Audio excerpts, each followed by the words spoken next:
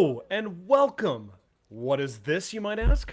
Why, it's the greatest D&D party of all time. Of course we have to say that or else the Empress might get mad at us. But we're not here to make friends with these spoiled Empress, are we? No.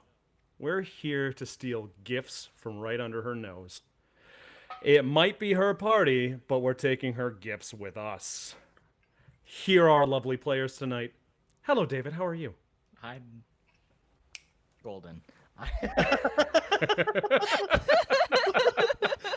You know what? I'm having a great day. I'm having a wonderful time. The last 72 hours have just been absolutely ecstatic for me. And I don't know what my wife's philosophy on is talking about that too much, so I'm gonna leave that one alone and let you all fine. Speculate wonder about it.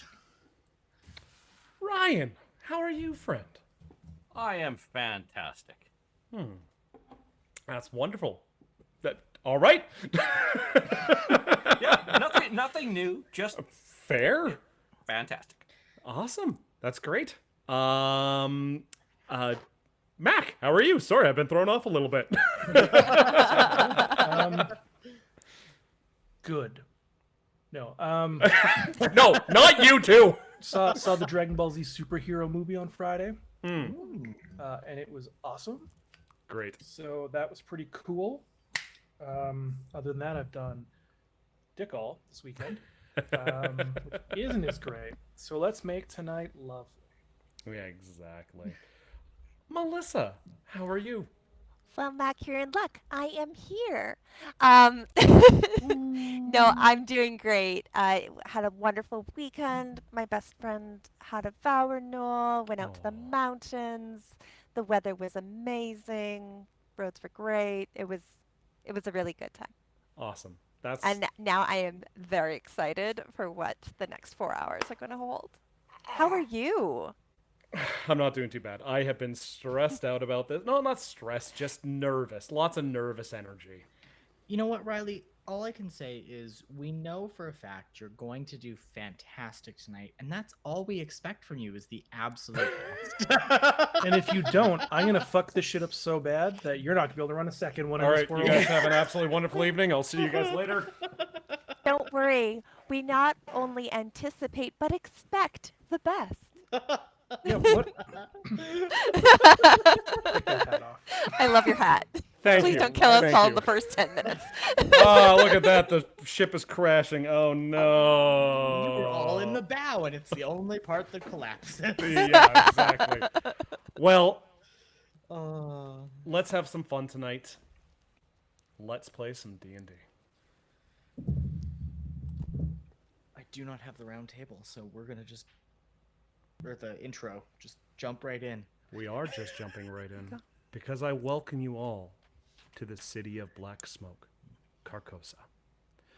Carcosa is a city of progress, a city of artificial light, and a death sentence to those born under the smog. A towering metal city that stretches into the black clouds above, ruled by the same family of emperors and empresses for over 800 years. To be a citizen is to be one of millions. To slave under the whips of taskmasters and business owners. But to the elite, to those who see the stars, the sun rise and set, the moons that hang in the sky, that is the dream of those in Carcosa.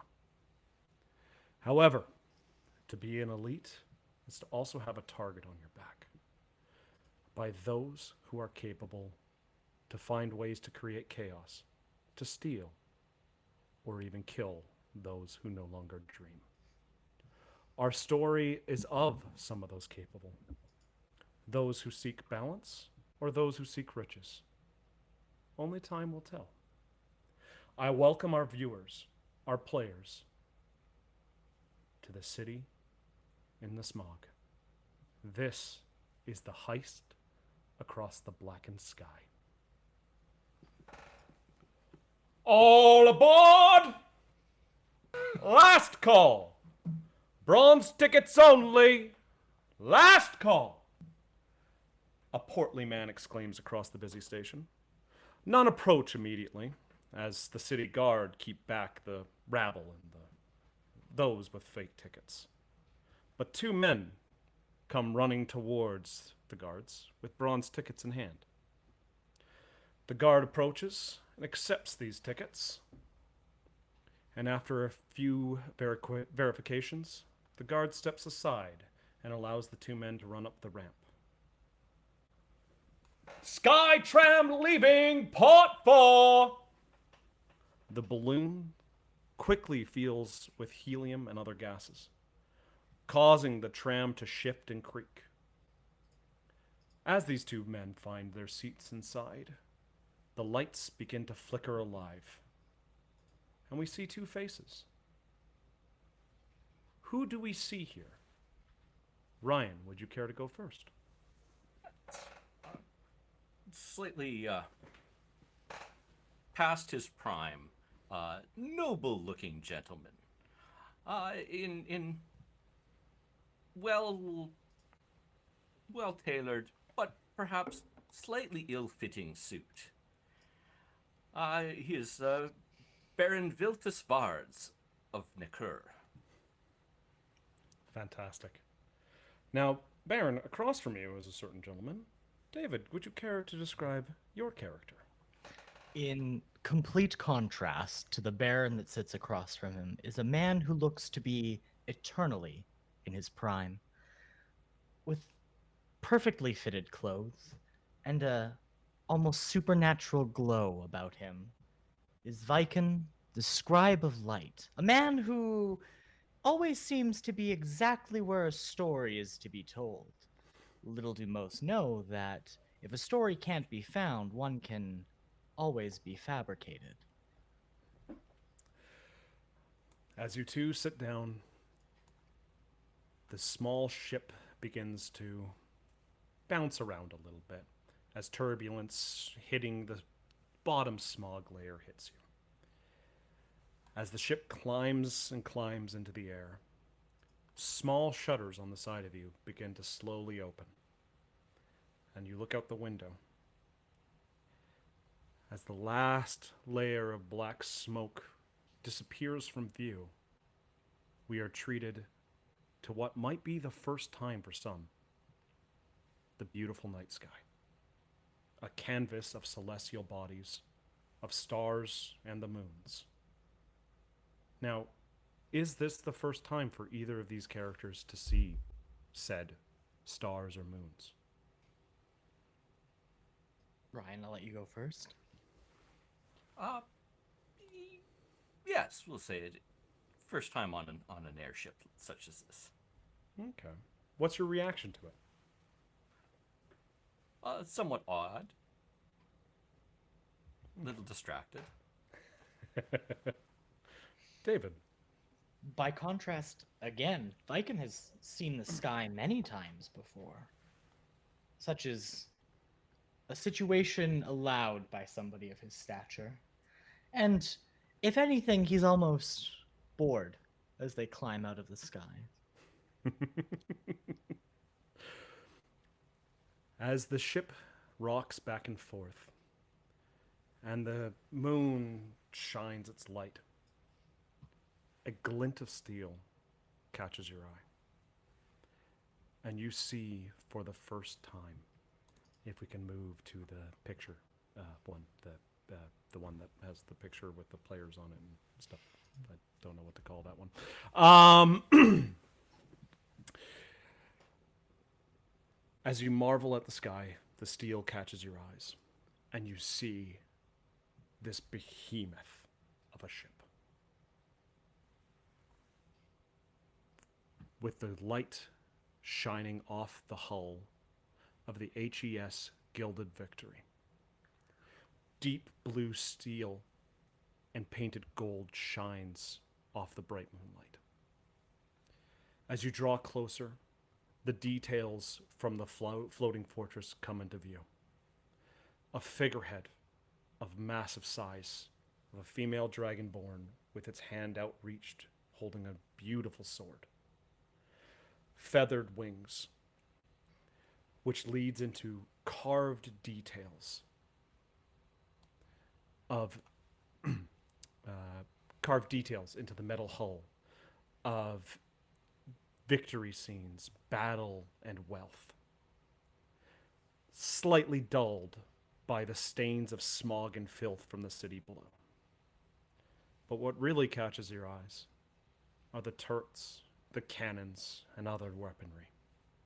This is indeed a fortress of war. As your small transport ship docks with the Gilded Victory, and you start to wander out of the ship and start to mingle with the other guests arriving for the party tonight, we go below deck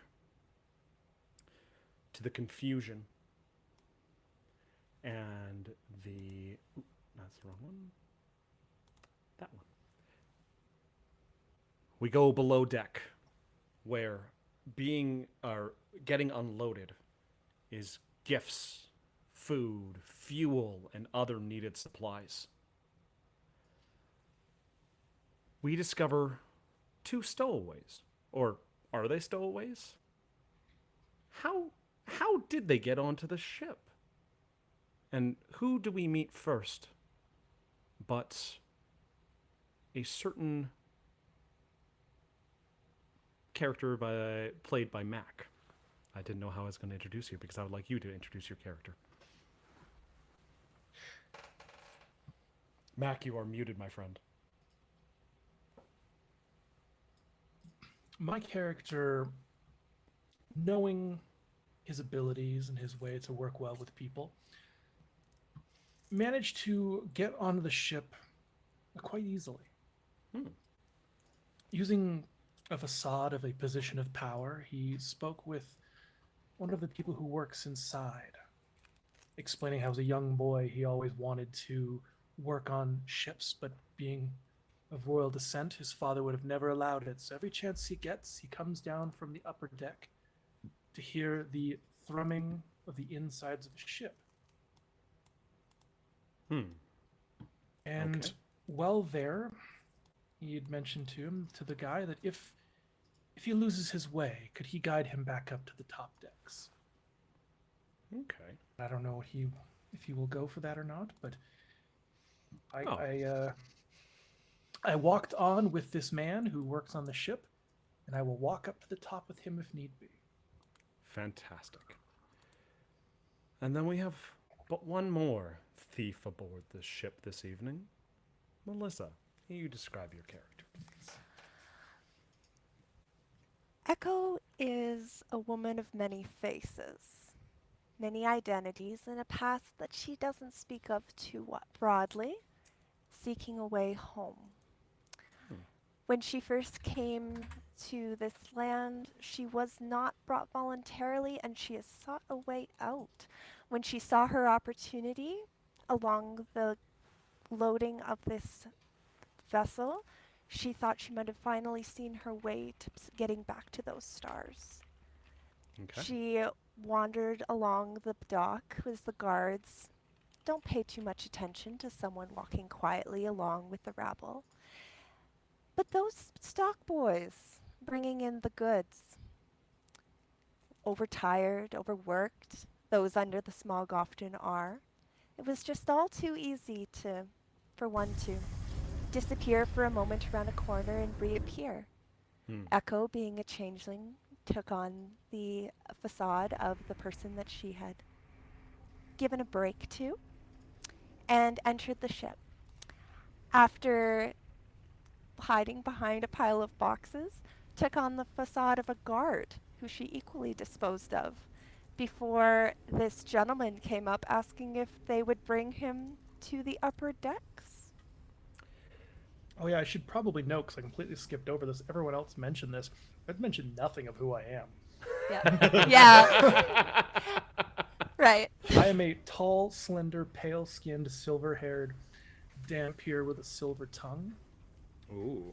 And a nice, fancy, not tuxedo, but nice, fancy garb.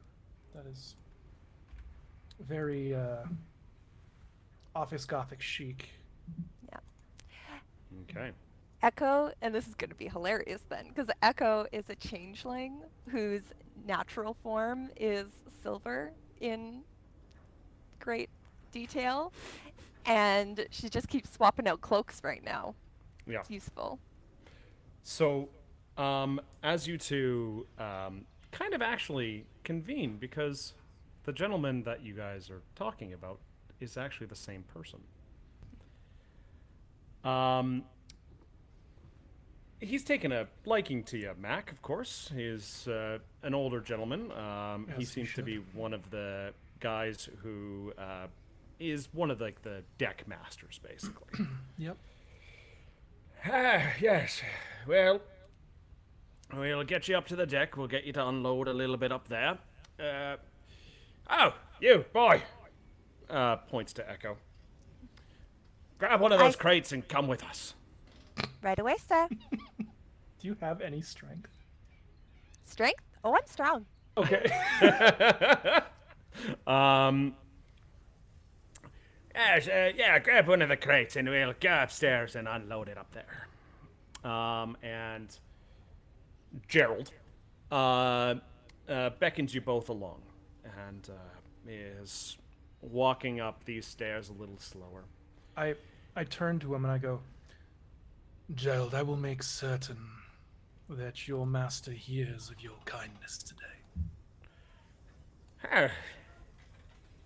Kind of taken a little back by the master comment and goes, yes, it's only a couple above me and down here, but of course, no royalty ever bothers us down here. We just make sure the ship is tip-top.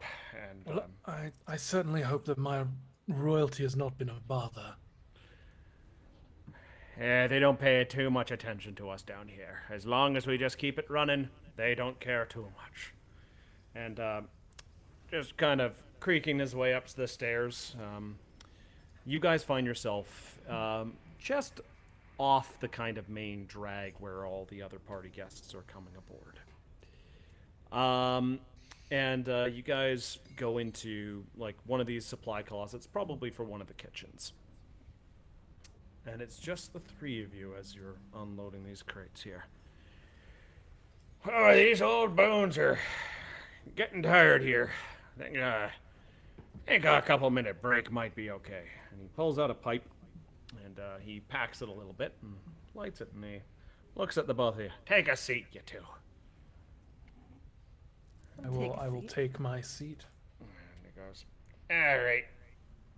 So, let's, he's pointing at Echo. I thought you went down with the last ship. Getting more supplies. And he looks directly at you. Oh, you know, stories get around sometimes. I think we're just fine. Stars. Give me a bluff check with advantage. I need to actually be on that page. Wow. Well, that 21. Oh, I can't see the roll. You might want to change who you're sending it Oh, as. I'll. No, it's just the way my character sheet's set up. I'll fix it. Yeah, he looks at you and goes, all right. Maybe I didn't send you down right there. Like I kind of look over at him and I go, if there's one thing that some of us can't avoid, it's aging. No, so he's just going to continue just kind of smoking his pipe and taking a break here. This is a pretty big storeroom. He's just not really paying much attention to the both of you right now. And you guys have to get to the party somehow. Yeah. How would you like to do so? Well, you know, more crates, many to lift. Why don't Take a you load off there, boyo. It's not Wouldn't like they dare- pay too much attention to us. Wouldn't dare, sir. Right. I kind of look towards Echo and I go back to our guy and I go, you should never try and stop progress. If someone wants to better themselves, let them rest never, or they will rest forever and be poor their whole life. Yeah, the more I talk to you both, both a little strange. And he just kind of pocks down his pipe a little bit and goes, All right, off with yous then. If you're gonna go lift crates, you both. Tried to give you a break, and you're all of a sudden just going, ah. Yeah, Strange is a side effect of the smog, sir. And I It go, is strange some days. and why was it you think that I'm lifting crates? Come, sir. I'll get your bags. I kind of give him a side eye and go, don't forget who I am, or those compliments I said I will give will be something different. And I follow Echo out. last little scene of old man just smoking his pipe, wondering what hell he just brought on board. And we're going to transition a little bit here as we bring back in the music as guests, like hundreds and hundreds of beautiful dresses, immaculate suits, and other almost costumes as people are walking towards this main, like, open air building, basically. It's almost as if somebody's built a large, almost grounds on this ship. And you actually see grass and other beautiful, like, trees even, built along this path towards this building in the middle. Some stray cats on the road. Yeah, stray cats. They have to have mousers. They have to. Especially a really annoying one called Bast. As you join this throng of guests, you two, roll me a perception check. That would be Ryan and David. Okay. Whoops. I accidentally closed roll 20. Give me 2 seconds. Okay, yeah, no worries. So how's the weather up here? I'm You a hear two old people. Sorry? Nothing. You said perception? Perception. Yeah, you hear two old curmudgeons off in the corner talking about the weather. That's a Well, 17. You guys don't notice them, but Echo and I need to make sure I actually have your name down here too. Mac, 1 second. On 17, Dar- I'm so uninterested. Yes, Darian, right? Or how do you Darian. pronounce your name, Mac? Shh, Darian. Darian. Echo and Darian, you just completely walk up right behind them. Now, you were a stock boy just a few minutes ago, Echo. What's your appearance now? As we exited the break room, which honestly, as she was Stock room. walking stock room, taking a break, and she chuckles quietly to herself and pulls out of a bag underneath her cloak a long silver dress, slips it on, and her features momentarily go a little bit fuzzy. It's difficult to really pinpoint where the shapes are, and her ears elongate and long silver hair comes down and is the image of a drow woman. And the remaining items are put away in the bag and stowed. The dress is kind of comes out a little bit near her hips, hiding whatever she may be carrying in addition to her dress. And she kind of glances over at Darian, says, "Are you ready?" Darling, I was born ready. And I take his arm. And right behind the both of you, you hear Echo and Darian,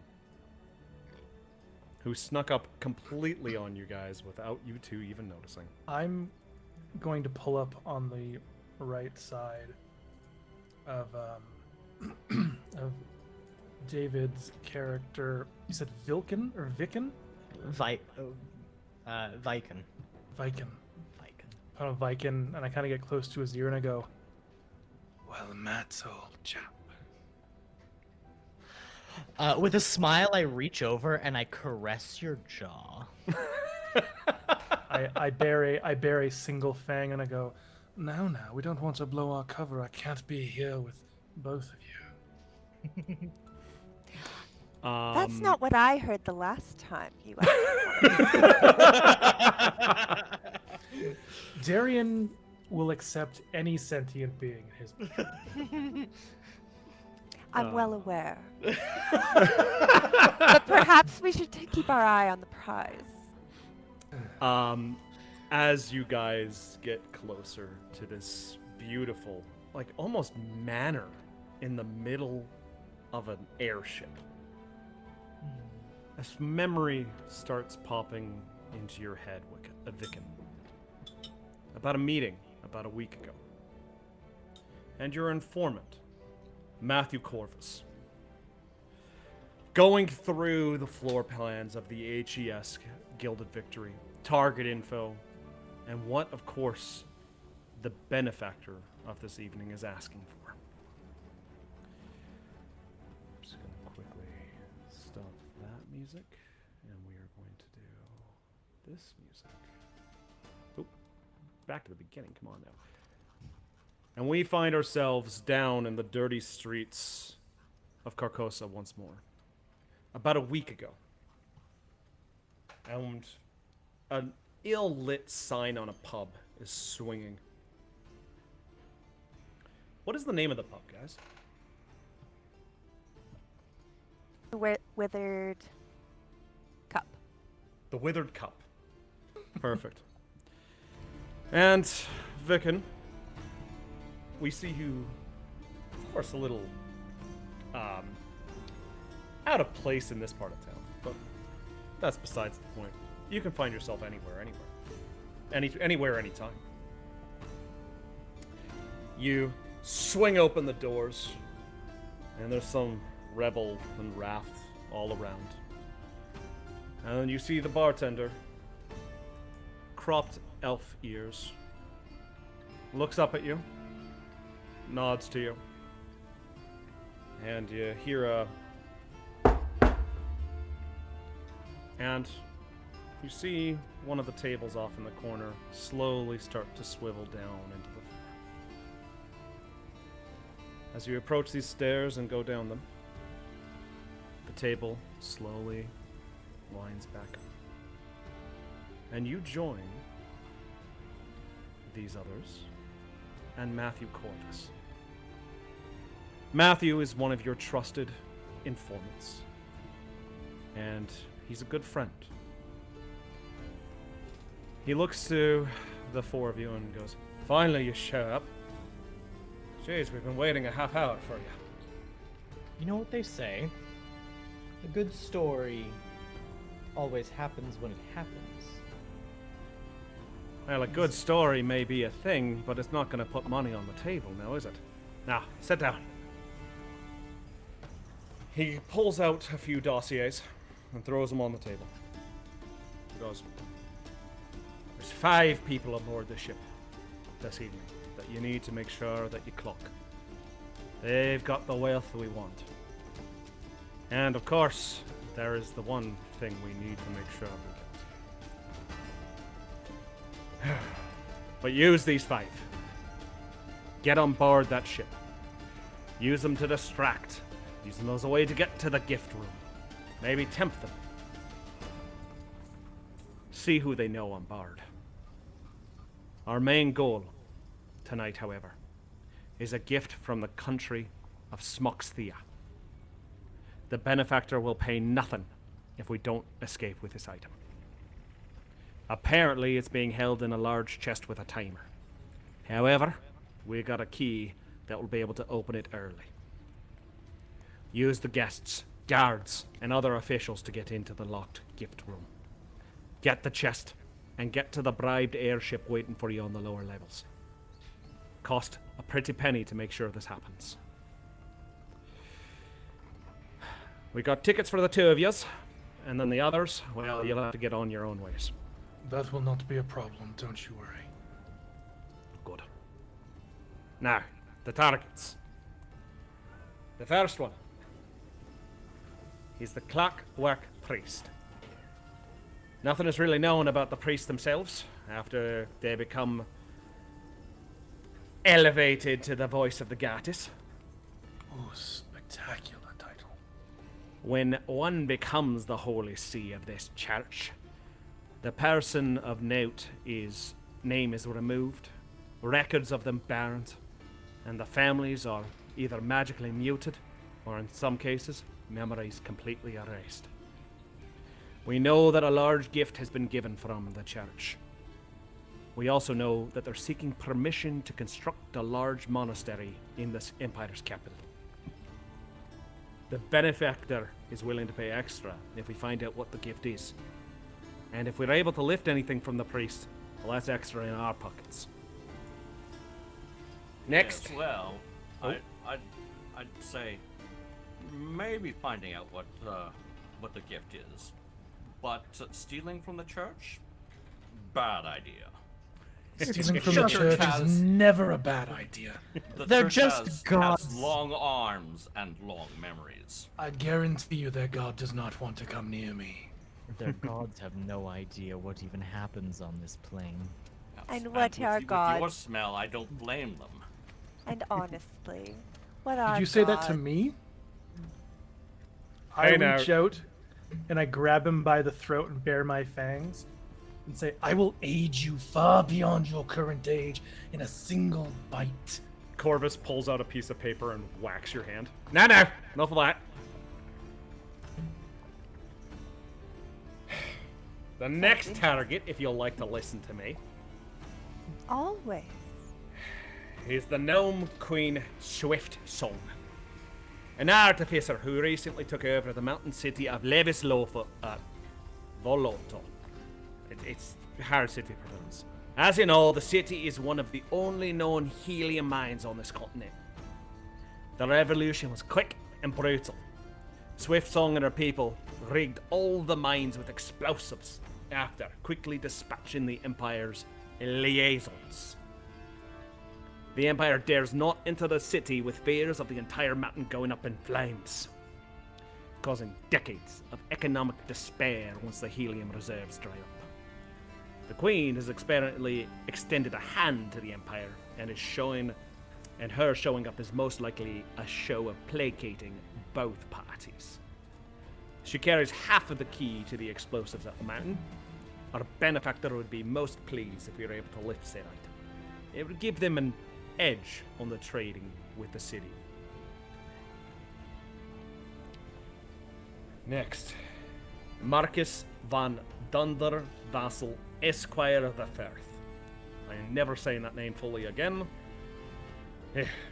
A noble obsessed with the occult. This man is sick as my cat is running across the keyboard. This man is sick. He regularly deals with those traffickers, trying to find those who are suitable for his sacrifices. Those with rare bloods, abilities, races, and other discernible qualities. He, however, is a very capable warlock, and the crown tolerates him for the time being. Makes me wonder why the acting government hasn't thrown him out yet. But hey. The benefactor wants the book that he has with him at all times. I'm getting double music for some reason. There we go. Once the whoa. That was a previous sentence. The benefactor is after the book he's been spotted with. Apparently he carries on at him with old times, chained to his waist. He has asked that we do not read said book, and it is burned once it's confirmed what book it is. How are we supposed to know what book it is if we aren't allowed to read it? Apparently, we'll just know. Well, I'm guessing that he only has one book chained to him. And that's the other thing. We are not 100% sure. Anyway. Please just confirm that it's the right book before doing it. Apparently we'll know, says the benefactor. But if he's a dead man by the end of the evening, there's a bit of a bonus there for that, apparently. Oh, and hey, if you find his gift, apparently it's a beautiful porcelain doll made with an exorbitant amount of materials, making it worth a pretty penny. The last two. Duke Venton Casta, the Empress's uncle, a war hero, who is her sworn protector. When she's making public appearances, he's no more than 10 feet away from her at all times. This man has seen hell and back. He may not be the most physical threat, but someone to be wary of aboard the ship. If you hear a cane with a distinct hollow tack, that means he's nearby. He's a good man, always out to protect those beneath him, but he's still a part of the Empire's family. Apparently, if you can, the benefactor wants that cane. It's not an artifact or anything like that. It's more for a showpiece. An inconvenience for a man who's caused trouble no end. I can appreciate that. Where are we supposed to store all of this? He throws a small bag to you. I think you know what this item is. Oh, I most certainly do. I appreciate you making me not have to carry everything by hand. Well, it was either that or, we try and stuff it up your ass. I don't think that there is much room left. Depends on the day of the week. And the last one. Geza, Blade of the Empire, Felcade. Do not confront this man. The stories do not lie. The only reason the last Empire Empress were assassinated was because he was bogged down by 33 other fighters. And only then, he was just stopped. He arrived in the throne room less than 15 seconds after the deed was done. And even then, he caught the assassin. Since that day, his love for the throne has never been questioned, but he has been removed from any duties pertaining to the protection of the royal family. This will not stop him, however, if something does happen. If you do end up meeting him, he can be distracted. He's giving in to drinks and company to forget the events that have transpired before him. The benefactor wants his blade. However, I do not suggest this course of action. Now, to quickly recap. We have no idea where this gift room is. Some of the guests might know. Work with them. It's going to be our best shot. I have a fence lined up for the loot, and do your best. And hell, if you don't get the main prize, just see what else you can get. Good luck, mates. May the smog clear. And as you all get up from the table to get yourselves prepared for the week ahead. Corvus. Oh, wait, sorry, almost forgot this. He throws a small whistle to Vicken. That there is the chime of opening. It will get the chest open. It's only got a couple of charges. Don't use it. Use it sparingly. Does it only work on chests? It can work on anything, but like I said, save a charge. You have 3 charges on it. What's it called? Sorry. The charm of opening. Charm of opening, and it's got 3 charges. 3 charges. And just to clarify, it can magically open anything. It can magically open anything. That's why I'm only giving you 3 charges instead of the 10 it says on the item page. Don't at me.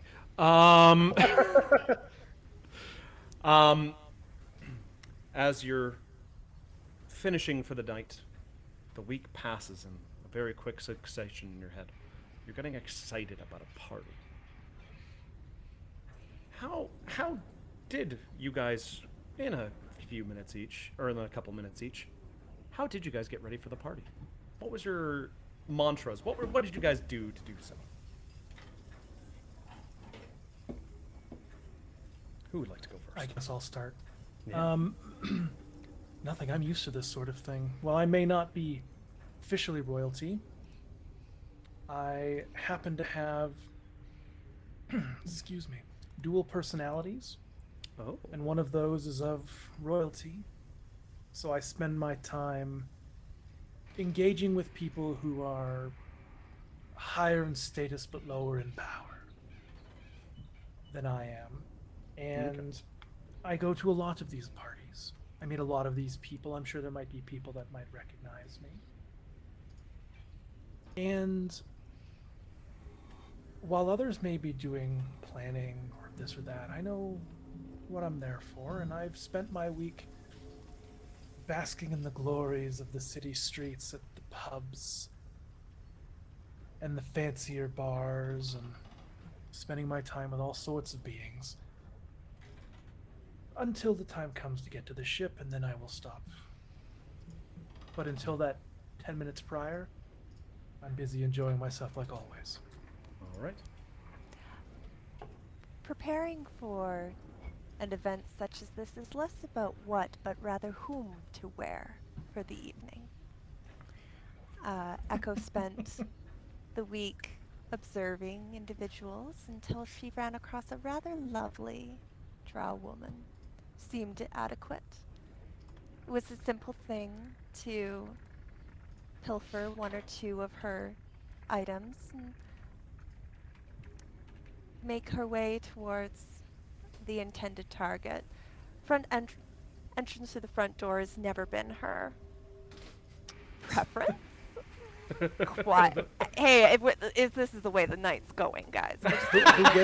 The way that you said that, it sounds like you're like wearing them, and like you're like, he gets lotion. Lotion on its skin. I never claimed to be a good character. She's not actually a changeling by race, just by like pure I'm tactic. just really, really technically skilled. And otherwise, she's rather focused on Duke Venton Caster Okay. and Marcus Van Dunder. Okay. Perfect. David or Ryan? Well, the good Baron spent most of the time preparing any documents that he thinks that he might need, getting in touch with some of his contacts, and making new contacts, placing some people in the staff. Oh. Wonderful. I like that. David. Viken is 100% unprepared in the way that any journalist ever pretends to be. In that, like, he will tell anyone who asks, "Oh, I'm just traveling light. There's not much in my bag, just a notepad and a quill, and enough to get a good story." But what he's mostly spent his time actually doing is ensuring that key movers and shakers that he has spent an evening or 2 with will be present, so that he will find himself in a situation where he can call upon desires of those, should he need an easy and simple distraction. And while he was at it, placing a few extra music sheets into the assembled band's order, should he need a truly grandiose distraction. Fantastic. All right. Well then, as the four of you enter the royal court,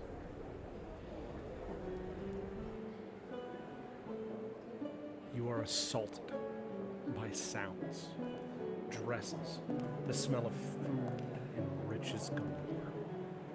Some of you might have seen noble parties like this before, but not like this. Every person on the floor is literally trying to one-up another. There are dresses that have layers upon layers.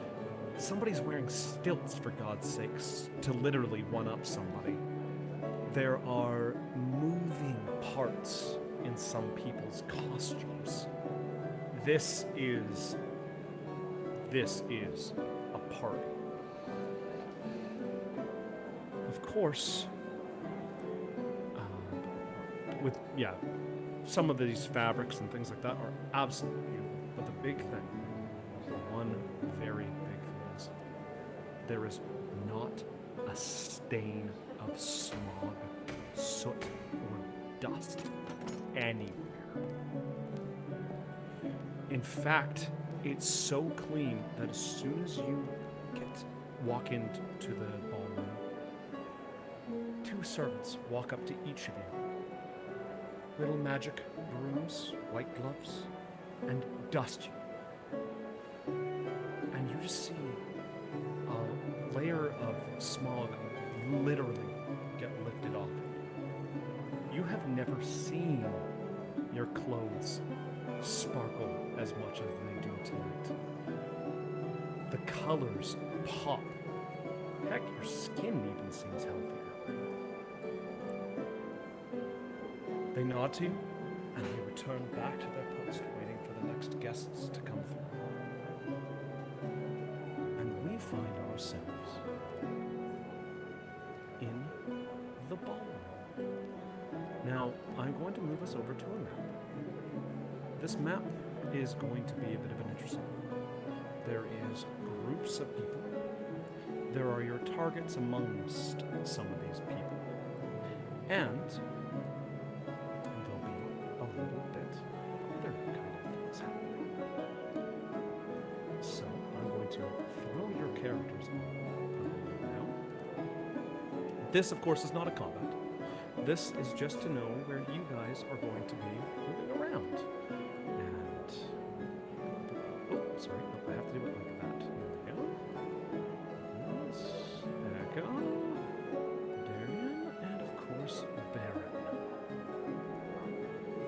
So, the four of you find yourselves walking in. I'm going to say it's just about here. And pop. Now, I'm going to explain one thing to the audience this evening. This evening is a little bit of a different game.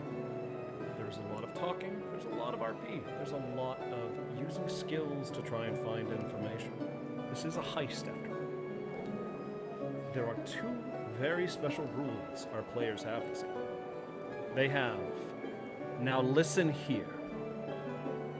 I will let each of you describe how a roll will be an automatic nat 20 or a nat 1 for any NPC or player, but you cannot use the nat 1 against each other.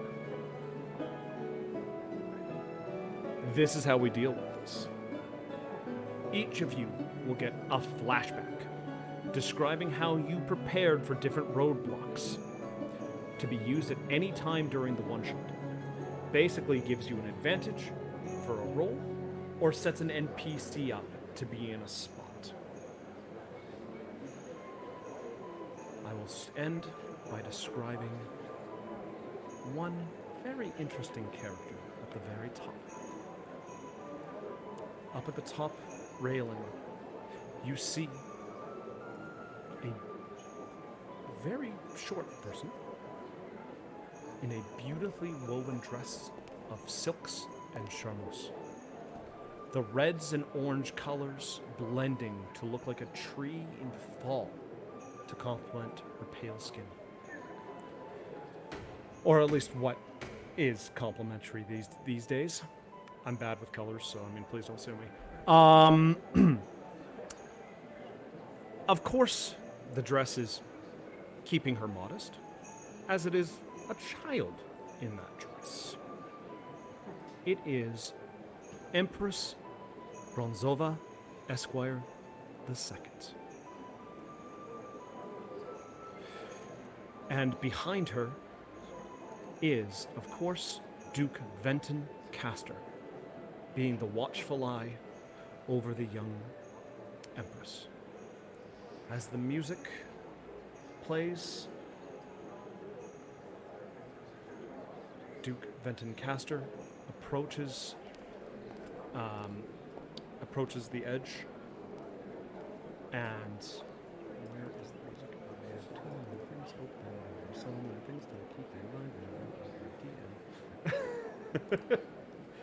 mind. As he walks up, the crowd goes silent. The music stops.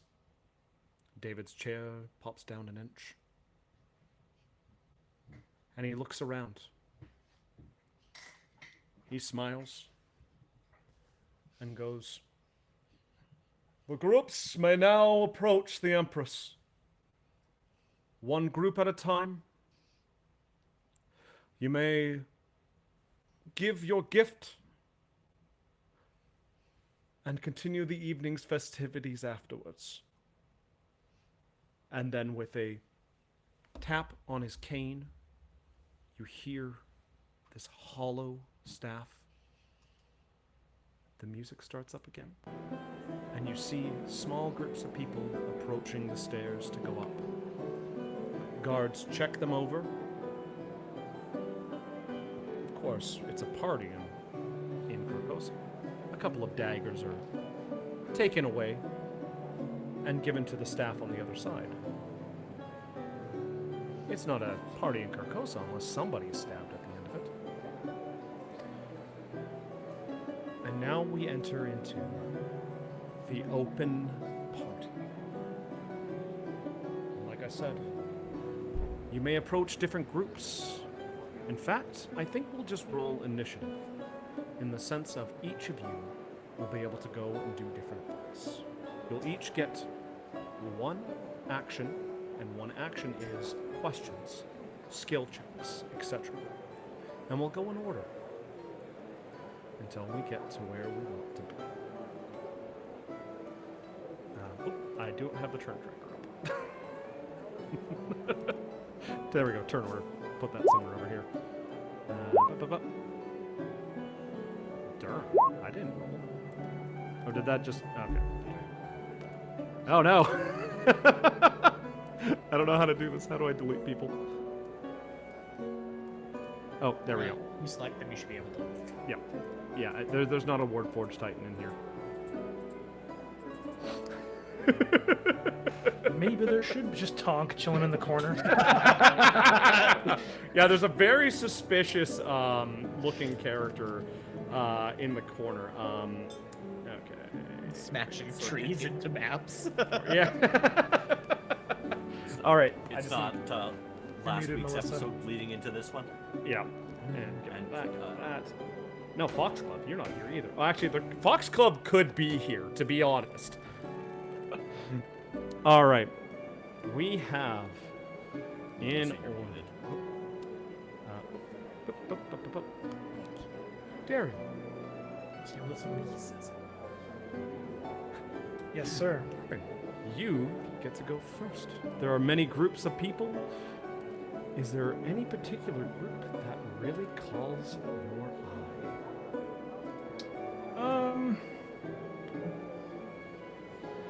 Can I see the gnome queen anywhere?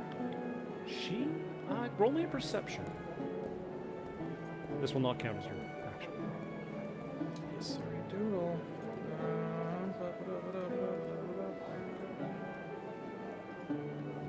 She is not in the room. At 19? Dang. She is not here at this current time. Okie doke. Is there any...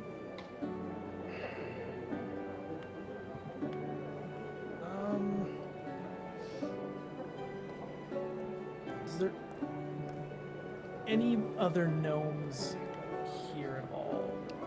Yeah, I would say there's definitely quite a few. Obviously, there's more people than there are tokens, but I'm not going to just fill this up with tokens and go crazy. But yeah, I would say probably this group over here has a couple of gnomes. Just chatting away. Perfect. I make my way. Who are they?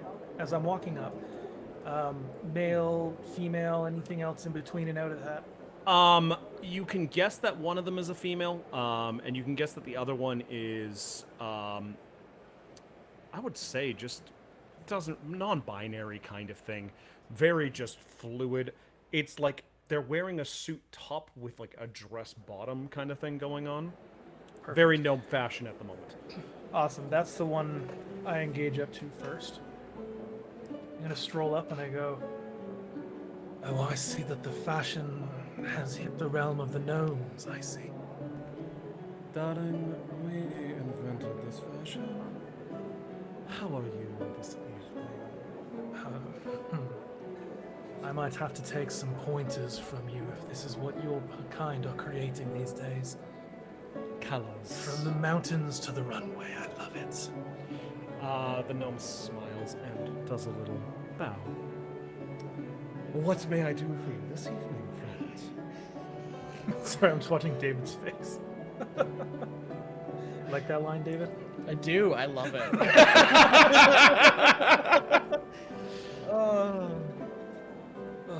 Well, and I kind of look to them and I go, I will be honest with you all. I am looking for possibly a friend of yours, but certainly an old friend of mine. Have you seen the Gnome Queen of Swiftsong? They laugh to each other. The crazy queen. She is no friend of mine, I can tell you that. She a bombastic attitude. I didn't say it was a good friend. They laugh. Both gnomes in the party laugh and go, I guess she has given a name to our people.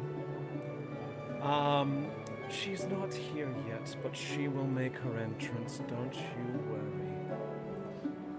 As I'm not used to intrigue stuff. Throwing you up a loop. Is that right there, latte? No problem. Yeah. I'm going to. Oh man. Crappity crap. I was hoping I wasn't gonna roll high. If you'd like to hold your question, you may. Is that not a question? I wouldn't say it's necessarily using a skill or a thing like that. You just know that Queen Swiftsong is not here currently. Okay. That she's a bombastic character, and that she currently is not here. Fair. I will hold my question for now. I will look down at the two gnomes and go, if a young drow woman comes asking questions, don't tell her I was talking to you. She tends to get a little jealous. They nod, but they go, a jealousy is part of my heart. And they laugh. As we go to Stromberg, Baron, the Baron's turn. So I'm going to have a look around and see if I can see Dunder. Dunder. Go ahead and roll me perception. Yep, I did. Oh, you did. 12. It's pretty crowded at this moment. There's lots and lots of people. You don't tag him, but you do. I'll give you that you hear some people talking. And you hear Dunder's name come up. It's going to be this group.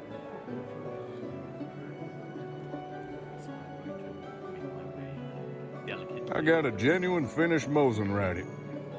And as I get closer, slow a little bit so that I can start hearing what they're talking about. Can you believe Dunder did this? I cannot fathom how the Empress even allows this man here. Disgusting trades. As I walk in now. Oh, has Dundered again? I think we shall coin that term, and this is where Dunder has now been coined. To Dunder is to mess up at a party. And they go, yes, he has. But, Baron Viltus, is that you? Tis. Oh, good friend. You recognize this man. He's been at many parties you've been a part of.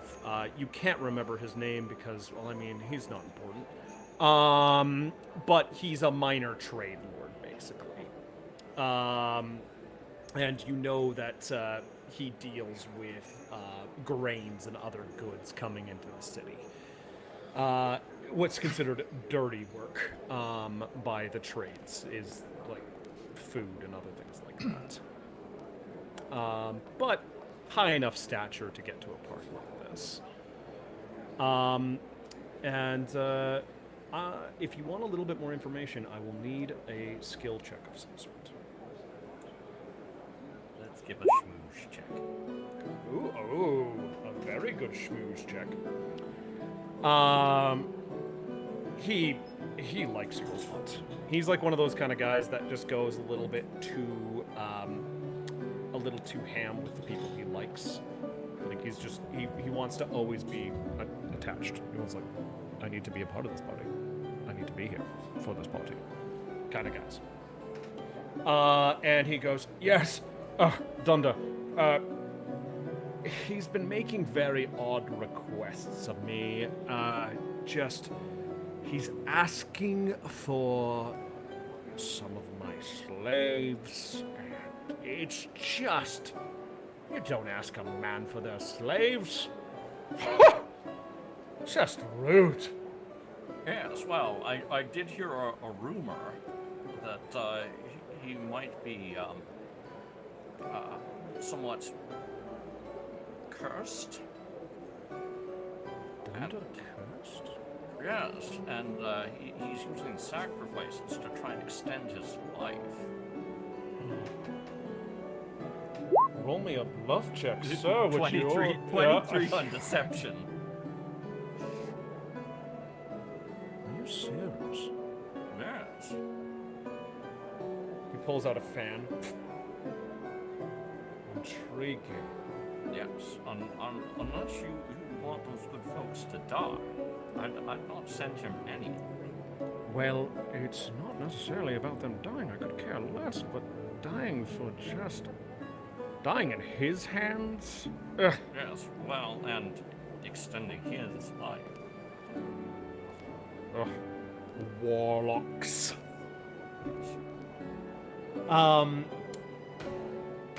We will go on to Vicken. Vicken's probably. Oh, I don't know. I think he's gonna approach this group here. Not for any like desire to know anyone in particular, or with any thought that he knows anyone, but just a simple sidle up to the group and to join in on their conversation. What are they talking about? Oh, they're talking about one of the latest conquests of the Empire. You can tell it's a couple of military people. The lady that's a little above the group, she is wearing full military uniform. Books in her arms. You can tell that they're like just information from battles. She's a battle scribe, basically. Somebody who records the histories of the battles that they're winning and everything like that. Go ahead. No, nothing. I was letting you finish. Oh, fair. Record the losses too. That's a little There are no losses for the Empire of Carcosa. And they're talking, and they notice your approach, and they open the circle up a little bit to allow you. Give me a perception check as well, please. That's a natural 20 for a 23. That is a natural 20, and you look at the group, and you notice a certain someone there. And you cannot believe you didn't notice this person before. Standing literally across from you is Geza, Blade of the Empire, Falconed. Oh.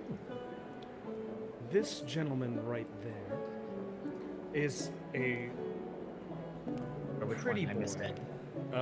It's the half elf guy there. Okay. Immaculate skin, no scars, no cuts, no nothing. Pointed, half pointed ears. The half elf stands across, smiling at the mention of his name in these battles. He, of course, is one of the major reasons why some of these battles were won. A man who could stand up to a battalion by himself. He looks across at you and smiles and goes, I think I recognize a bard when I see one. And with a grand smile, Viken reaches out and goes, I would recognize the Blade of the Empire in a crowded room of 1,000 noble soldiers as truly the best among them. It is my honor to be in your presence. He sir." puts his hand over his chest and goes, and such humble sounds from you. And we are going to go to Echo. Echo, noticing your party splitting off. Where is she at? Echo looks around the room and glances at this group here near the stairs. Ah, As she moves towards that group, however, I'd like to see if anyone in this group has a fan hanging off the bottom of on the edge of their dress. okay. You're looking for an only a fan, right? I'm looking for only a fan only a because fan. because I've been observing my compatriots as they separated, and I saw the fan being procured and held out as the Baron was having his conversation. My goodness, didn't that have an effect? Perfect. Yeah, roll.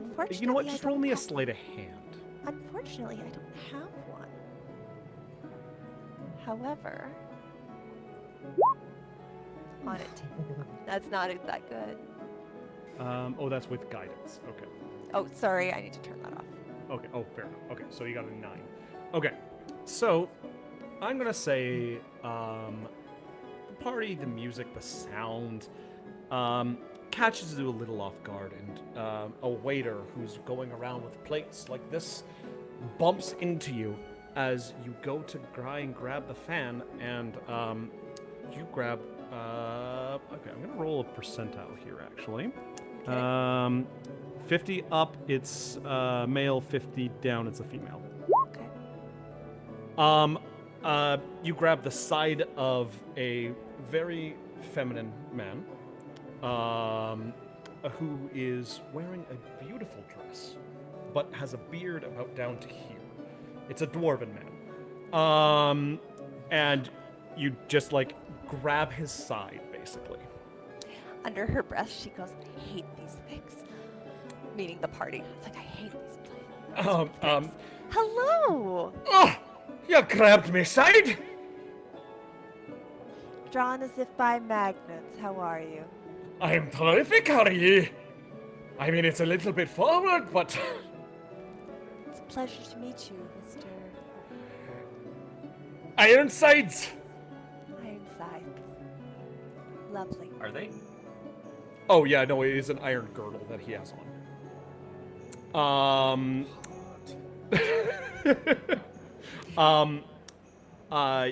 You can, if you want to, we can roleplay that, or we can move on Yeah. to the next spot. Nope, I'm now in this group. All Hi. right. I didn't make it to the other group. Yes.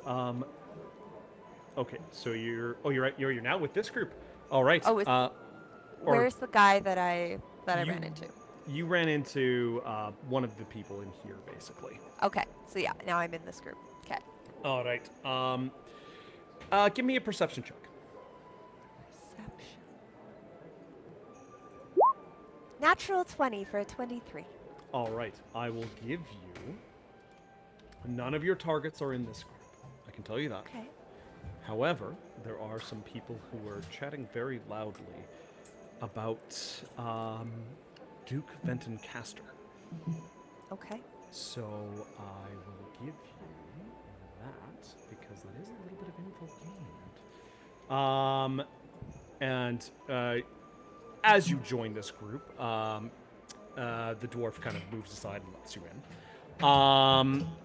And they're a little bit blushing a little bit as this beautiful drow woman just kind of knocked into him. And in this group, you hear them speaking about Castor.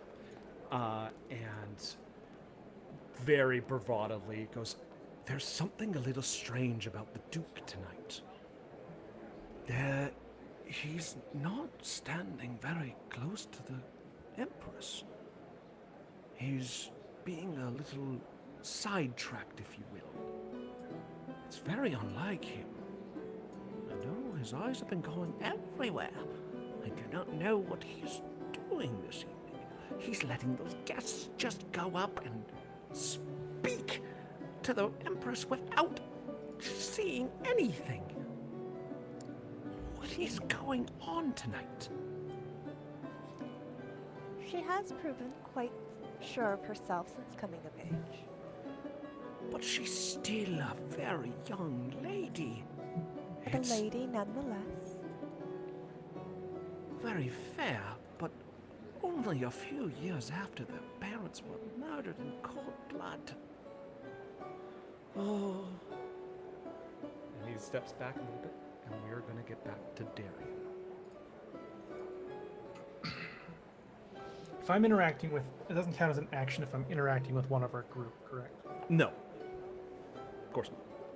Well, I'm going to form a telepathic connection with Echo, Okay. and I'm going to ask her what, in her mind, what she's been learning. Castor's behaving strangely, keeping distance and keeping eyes across the party. Suspect. I'm assuming you mentioned stuff about people being able to freely People. go up and talk with the... Yeah, you can go up. Yeah, people are able to go up to the Empress relatively easily right now. Fantastic. Obviously, the guards are standing there and stuff. Right, there's still Yeah. there's still guards. We can handle guards. Castor, however. I say back to you, you might be you're probably better of a role model to talk to her than I am.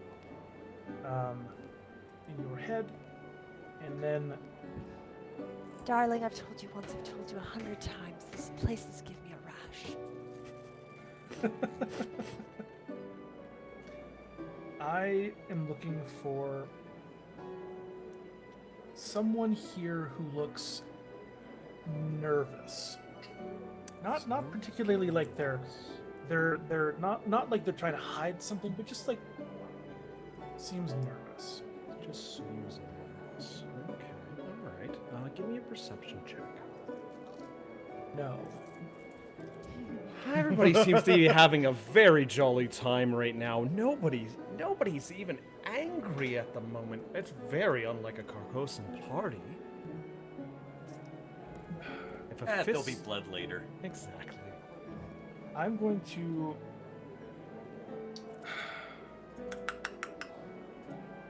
Okay, so you're there. That's all of us.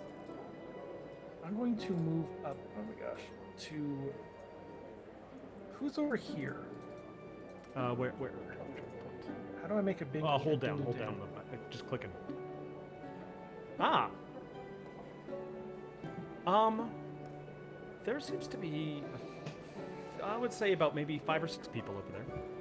One of them is very, very, very dressed up. Like, looks a little out of place even. I'll give you that.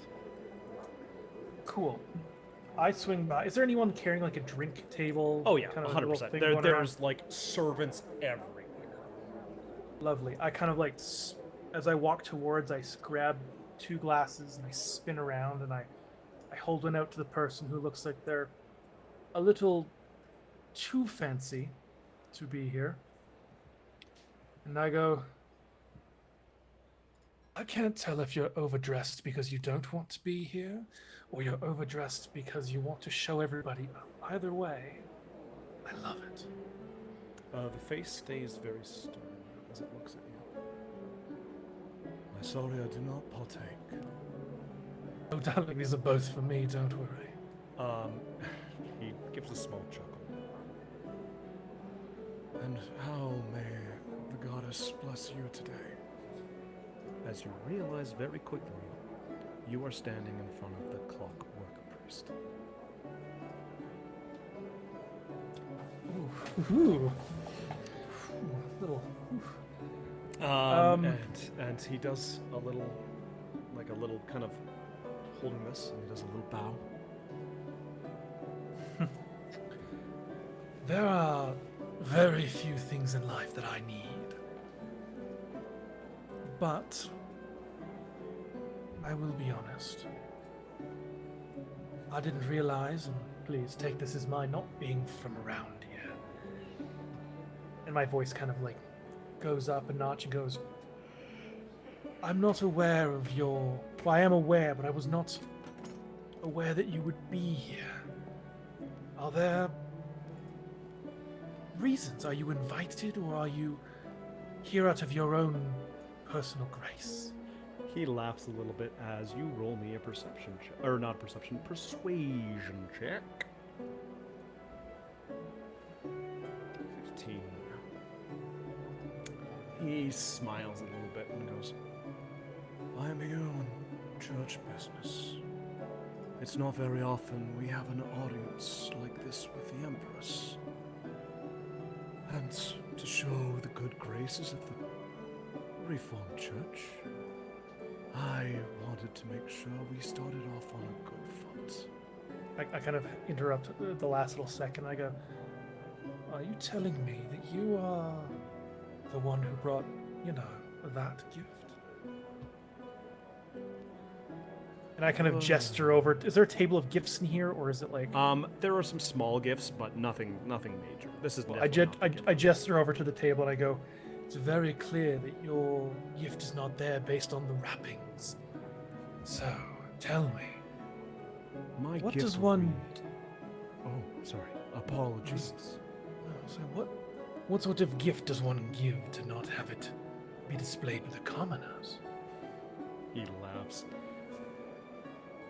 My gift is a little too big to wrap. He Everything can be smiles. wrapped. I guess we could have put a giant bow on it. So where are you... What is it then? Is it not here on the ship? Oh, it's here on the ship. Don't you worry, friend. I've completely lost my voice. I need to figure this shit out. But we're going to end it there for a second because that's a good amount of information. We are going to go to Baron. I'll mute myself and talk to myself.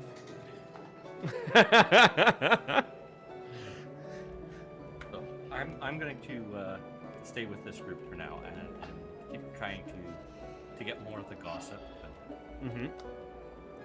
Sounds good. and start my own rumors. Ah, yes. Rumors. Rumors So- are always fun. 2 rumors that I want to start. Okay. One, that the Empress is actually employing a body double today. Okay. And the second, that it was the church that killed her parents. Rumors that I've heard. They're not stuff that I started. But these are rumors that I heard. Please, sir. Roll a persuasion check. 28 for persuasion. Jesus Christ. Hold on. That's a 28 without it being a natural 20. You insane man. Yeah, Um, I have 10 in persuasion without rolling. What? The music even cuts out for a second, as everybody kind of looks around, and goes, I'm sorry, what? The church? I probably should not be spreading such rumors that I've heard. Yes. No, this is, oh my gosh. Yes, I think I've caused a bit of commotion here. And, You see him scurry off, as fast as he can. And you've never seen a man that rotund move. I to the rest of the group, apologies. I'm moving along, and I separate myself. Just as a quick thing, could you please roll me a perception as you join this group?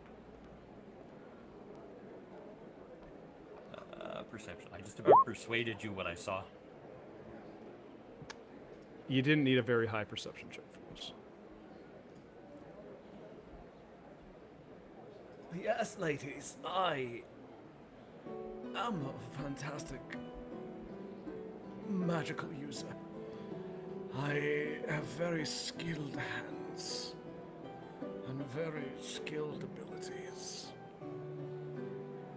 And a crooked smile goes across the face of Marcus Van Dunder Vassal.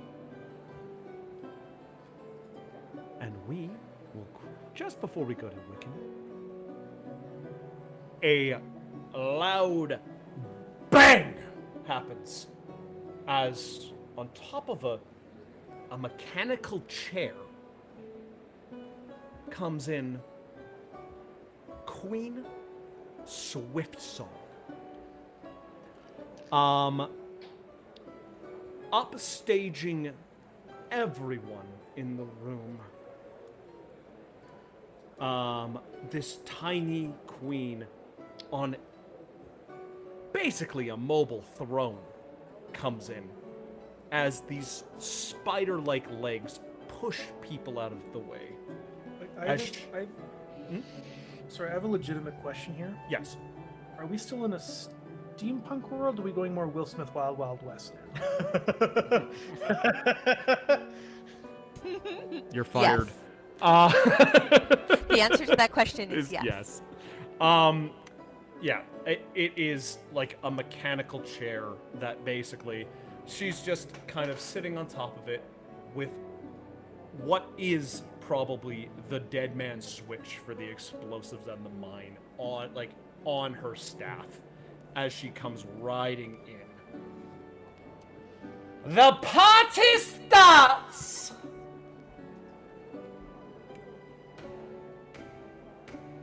And when I walk in.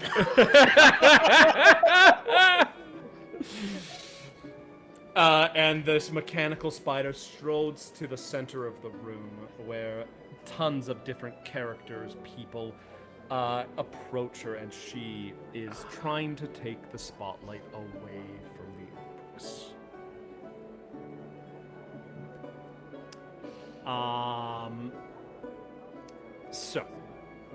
She is now in the room as we go to Vicken's turn. Obviously, everybody's a little bit like, oh, the bombastic one is here. I lean over to Geza, and I, just loud enough for my little collection of groups to hear, go, I see the showboat queen has arrived. They all politely laugh and look around this room.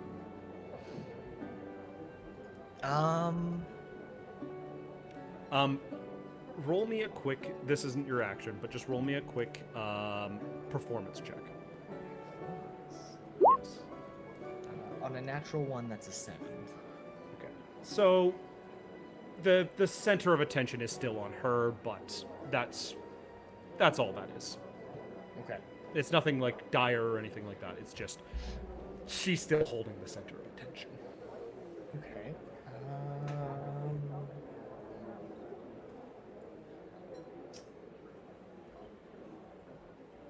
Completely ignoring her and making it apparent as such, I'm actually going to engage in conversation with just Geza directly at this point. Okay. Um, He looks to you.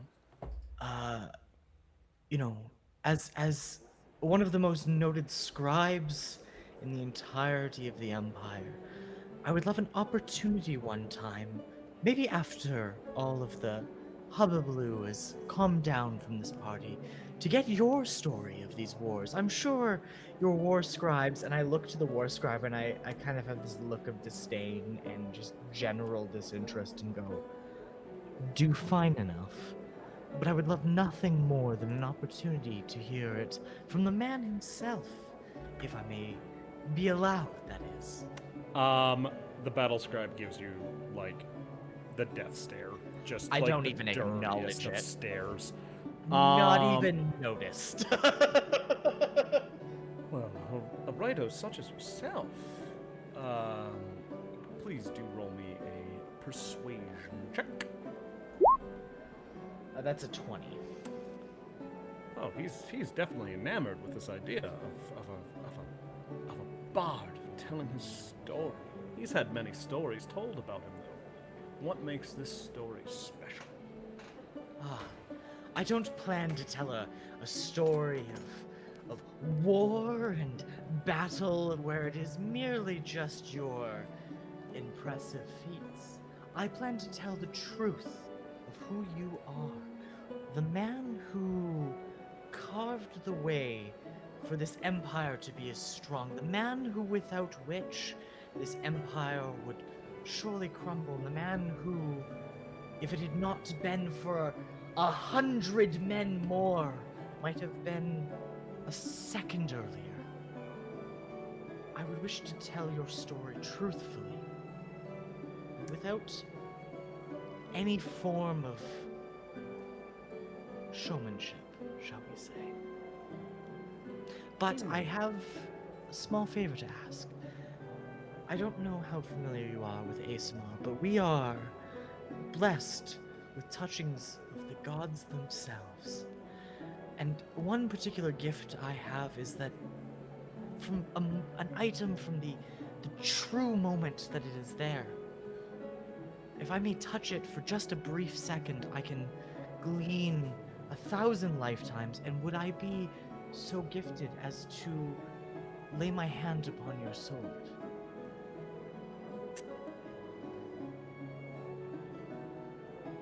He, in a showmanship way, whips out the sword. And you see a beautiful piece of metal. Like a beautiful sheen. This thing is it is the sharpest thing you've ever seen. And it is a beautifully polished blade. Not fancy, but just beautiful. And he spins it around, and the hilt is facing towards you. Gently, I extend a hand, and I merely lay it upon the top of the hilt, not in an effort to grab it, making it very clear that I'm keeping my hand flat in my palm, and I close my eyes, and in a brief moment, I am going to expend one of my radiant. I'm going to expend my radiant soul, and I am going to light up, and wings spectral will sprout from my back, and I will hold it, and I will kind of extend back and go, as though I were there. Now, while I'm touching it, Can I tell if it's made out of metal? It is. Okay. The whole way through, no leather wrappings or anything like that? I would say that it has like a small leather for just the handle. Okay. Yeah, just like it has like a blade guard and stuff like that. Okay. Taking off, I'm going to bow very deeply to him and go, I will allow you to enjoy the rest of your night. I'm sure you have many guests who wish to speak with you. And I'm sure we will nods. see each other again soon, Lord Gaza. He nods very, very politely, and he is definitely a little enamored with the bard. I mean, who wouldn't be? Exactly. And we are going to go to Echo.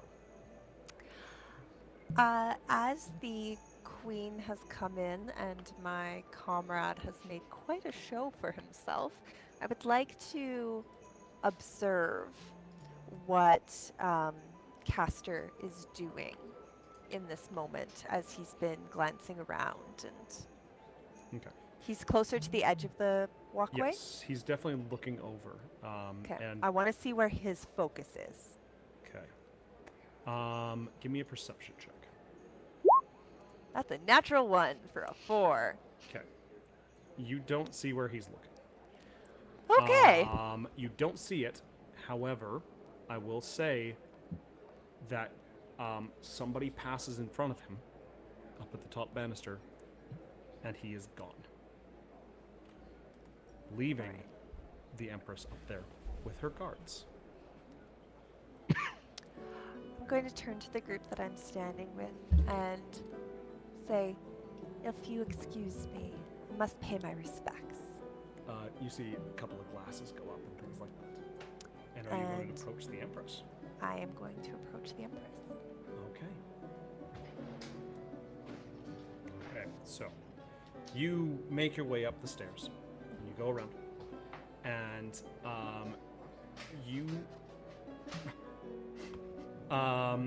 you see the Empress is bowing and talking to a couple of people. The line is actually not too big at the moment, so you're able to get up there pretty quickly. And you're up next, and she looks to you. Eyes bright. Take a deep, deep curtsy and say, Your Grace. Hello. How are you? Lovely. A wonderful event. It is fun when it's this time of year. It's my very favorite. A gift for you. And from her skirts, Echo produces a small silver box tied with an elaborate blue ribbon, and hands it to the princess and hands it to the Empress. She takes it. Give me another perception check. 12, I'm going to say this is with advantage because you're this close. 18. So 18.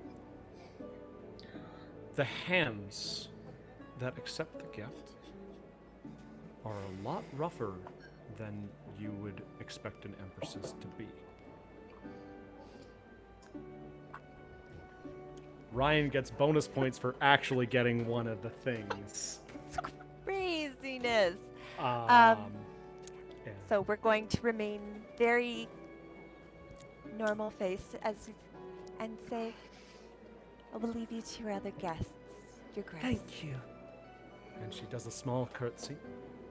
And as I am going down the far steps, I will send a telepathic message to Darian. Well, the Empress is an imposter. That's at least one new wrinkle. And speaking of Darian, it's Darian's turn. Yes. What was the? I hear that in the back of my mind. What was the Clockwork Priest's reaction to the Aasimar spectral wings spectacle? He looked between both that and the queen coming in. He just looks at both of them and just goes, "Showmanship with no substance." Looking towards the clockwork priest, I go, yes, there are certain things that people don't put effort into anymore, are there? No. It's a shame, really. Can I ask you a question? Of course. Does the goddess speak to you often? He smiles, and I see the equations. I see the mechanisms. I see the cogs turning. There are many events in motion. I hear and see the clockwork goddess in many ways. And from his cloak, as he does this, he gestures up, and you see, with his staff, he has a beautiful ornate staff at his hand. I forgot to say that. But underneath his cloak, you see two very bright blue items emanating from his cloak. The machinations of a goddess are so rarely understood. And he puts his arms back down. I kind of look to him and I go, are there ever times where they... hold on, let me think about this.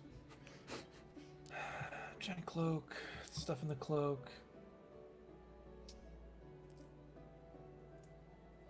I'm gonna turn back and say, you offered a blessing, did you not? I do. I always have a blessing. What sort of blessing is this? He takes your hand, and you get bless cast on you for free. So it's an actual bless. It's an actual bless. But you see above it, a small cog kind of spins in a circle. Like it's like a little kind of like almost like a hologram almost off of it. The goddess works in many ways. The equations will equal out. As I see this cog kind of appear, I'm going to act surprised and kind of like pull my hands back quickly. As I do that, is he wearing any rings? I'm assuming. Oh yes. Oh yes. Many Cool. rings. As I do that, I'm going to try and take a ring off with me as I pull my hands back. Okay. So I'll give you a... Sleight of hand, 19. That does it. Sweet. You get Mac, we can't see your rolls. Yeah, they're going to the GM for some reason. Don't know why. I can fix it for you on break. Okay. Cool. I'll take care of it a bit. 19. Yeah, you get it. You get a Cool. beautifully So immaculate kind of ring. pull back really quick and like behind the back of my head, I kind of drop it into the cowl of my Yep. the outfit I'm wearing, and I grab his hands really quickly to kind of hide where the ring was missing, and go, terribly sorry, I'm not usually welcome in the church, and it scared me there for a moment. He laughs a little bit, and smiles and goes, "It is all right, my child. Now, you were wanting to know what my gift was? I don't know if I can exactly tell you that. Roll me a persuasion." Maybe you know it. 24. 24. Okay. He smiles and he goes, "But I see that you are important in the equation somewhere. I do not know where, but I do know that there is a thing for you somewhere." And he smiles and he goes, "There's too much bloodshed on the battlefield. Men and women dying for causes they have nothing to do with. We have given mechanized warriors of the faith. We are going to help this empire. And he just leans back a little bit, smiling at you. As he turns to the other guests. You now know the information that there are mechanized soldiers from the Clockwork Church given. Cool. to- I'm relaying this word for word in my mind as he's speaking it back to Echo. If one could say I'm echoing it to her.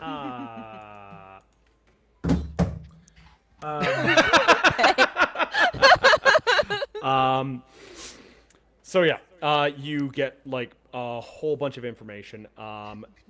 You guys jot this down. It is for sure. What ring? Is it just a ring of just status, or is it a ring of magic? or It's is it- 100% a ring of status. It is Cool. like a beautiful platinum, basically. Cool. I finish and I kind of like, as I turn away, I do it very quickly in like a motion to like get the little thing resting my cowl to move forward to the front, and I kind of grab it and put it into Okay. my pocket. So, we are coming up to break very shortly. We have we have quite a bit of information that's come through. We are going to move to a very couple of quick rounds here. Baron, you are standing in front of Marcus Van Dunder. Yes, it's little Marky. You are standing in front of little Marky, who So- does not take very kindly to those words. But I'm going to really quickly flip the ring on my finger around and pop it open, okay. and I'm going to rush forward and shake his hand with both hands. You sly fucking bastard. And using sleight of hand, I am going to stab him with a poison needle in my ring. You. He does not feel it because it is a laced needle. Then using my fast hands, which allows me to do this as a bonus action, I am going to try and pick his pocket for the book. Oh, sorry. Jesus! 27. In 5 seconds, all we see is a old man who's very quick on his feet. Very quick. Come in. Clasp hands. Smarky, you're not looking so well, my boy. I've been feeling fine. The two women that were with him kind of scoff off a little bit. They were, as you could see when they left, very distinct eyes and very distinct facial features split away from him. You are getting bonus points because you just saved one of their lives this evening. And you get that book so quickly. It wasn't like there was no lock on it at all. The book is quickly stashed away in your side as Marcus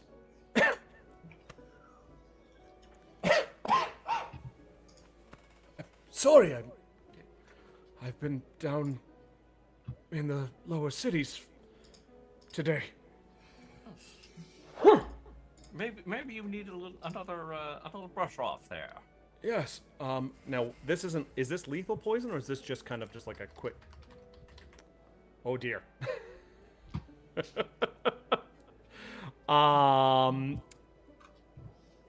So, he's gonna go make some Constitution checks to see if he lives through the night. As this poison courses through him because he might have been a warlock, but he was not a very strong one necessarily. Not yet, anyway. And you just prevented one of the 5 encounters in one very fell swoop. Nice. So, Ryan, you have the book, and we will get back to that in a minute. But, with everybody moving around the party, Baron having the book in hand, we're going to quickly go to Vicken. We're going to finish this round out very quickly. Vicken, you have walked away from Geza, who is understandably distracted, thinking about how to tell his story. Wonderful. Wonderful. You, you have eliminated Geza as one of the encounters.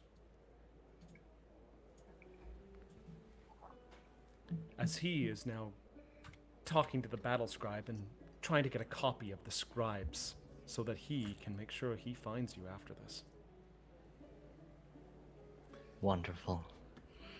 Absolutely wonderful. Do I notice what the Baron has done? Give me a perception check. Perception with advantage because Yes, the Peznez. my So the 19 was me stabbing him. The 27 was me. Taking the book. So it would have to be. No, we have 13. you do not notice. Do I notice him falling ill? I think a lot of people actually kind of notice Marcus falling, just starting to have a bit of a cough. But it was so quick, and he's out of there very quickly as he goes to find a bed. Okay. Or a port. I'm going to move from the group I was in to this group. Okay. So that is the Clockwork Priest. Is it the Clockwork Priest that was there? That's the Clockwork Priest. That's where Darian is. Yes. Well, Darian's up here, right? Yes. This group is the same group. Like Oh, the is it? fort. Yeah, Okay. yeah. So we haven't then- talked to the queen. You don't have to talk to the queen. It's one of the 5 options, right? Okay. Then I'm going to do that. I'm actually going to talk to the queen then. I'm going to approach the queen, more accurately. And are we treating this as like in the normal time frame, or has Some time has passed. Yeah, they're like think about this as kind of like this is like a couple of hours as this is taking place. Lots of talking, lots of this and that.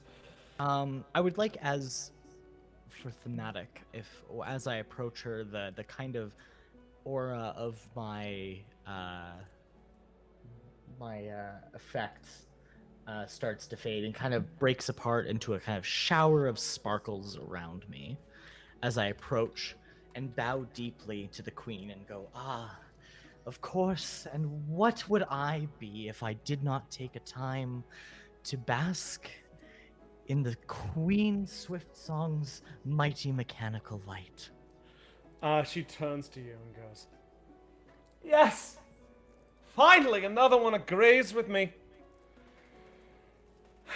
How are you, friends?" I am, and I reach as an attendant walks by with champagne, and I grab 2 flutes and I pass her one, kind of casually, and I go, I am all the more wonderful now that I am in your presence, of course, my lady. Smiling, she goes, "Well, if we're just going to be going back and forth with compliments, please do tell me who you are, friend." Why, I am Viken, scribe of light and the teller of infinitely important stories. And of course, I have talked to all who are important here tonight. That is, of course, only 2. And you have been the most important so far. Roll a persuasion check with advantage. 23. 23.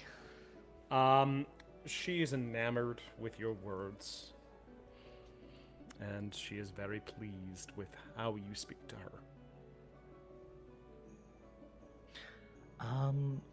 Your Majesty, may I take you aside for a conversation, just the two of us? Certainly. And small little steps pop out, like, and she gently, and she holds her hand out, And I, of course, extend mine to grasp hers. and she accepts it, and she's up to your goddamn knee, man. She's tiny. Obviously, this giant mechanical spider is literally like her biggest show piece, kind of thing, like that. But she does accept your, thigh, like high thigh, kind of thing. Anyway, And then I will extend my hand low so she may grasp it. yes. You take her aside. Excellent. And I just wish to let her tell me all of what she wishes to speak, but I'm going to take a moment in the kind of break that's occurred, the bit to lock eyes with Echo from across the room, and just for the barest of moments to allow the smile to slightly fade and a slight nod, and then to turn back as though nothing has changed. All right. Echo, it's your turn. She took the cane with her, she took the Yes, staff she with definitely the key, has her obviously. staff. Oh, yeah. Okay. I will nod back ever so slightly, and I would like to sneak off into the pathways leading off this room Okay. to try and figure out where Castor has disappeared to. Okay. We're going to go a little deeper, away from the party, where all we hear is the airship. Give me a perception check, Echo. And a stealth check. Stealth is an advantage for me, Yes. so it's a 19 for perception and a 20 for stealth. You start to hear some guards talk. And you hear different people talking, and you hear a tap of that cane that you heard echoing. What do you mean she's not in her room? She's gone to try and find the gift room, my lord. You must be joking me. I explicitly told you not to let her out of your sights. We're sorry, my lord. We really are. And you hear bickering back and forth between them. But you get close enough to see them. And you see two guards wearing very, very, very fancy armor. Like, this looks like it was made from dragon scale kind of armor. These are the the Empress's guard. Like, the actual, like, these are the people in charge of her life kind of thing. Do you speak, what languages do you speak? Echo speaks You can choose a Common. language. Too. I know. I already Oh. chose them. Common, Undercommon, and Sylvan. You do not recognize the language they speak. All right. But give me an intelligence check. Oh, hold on.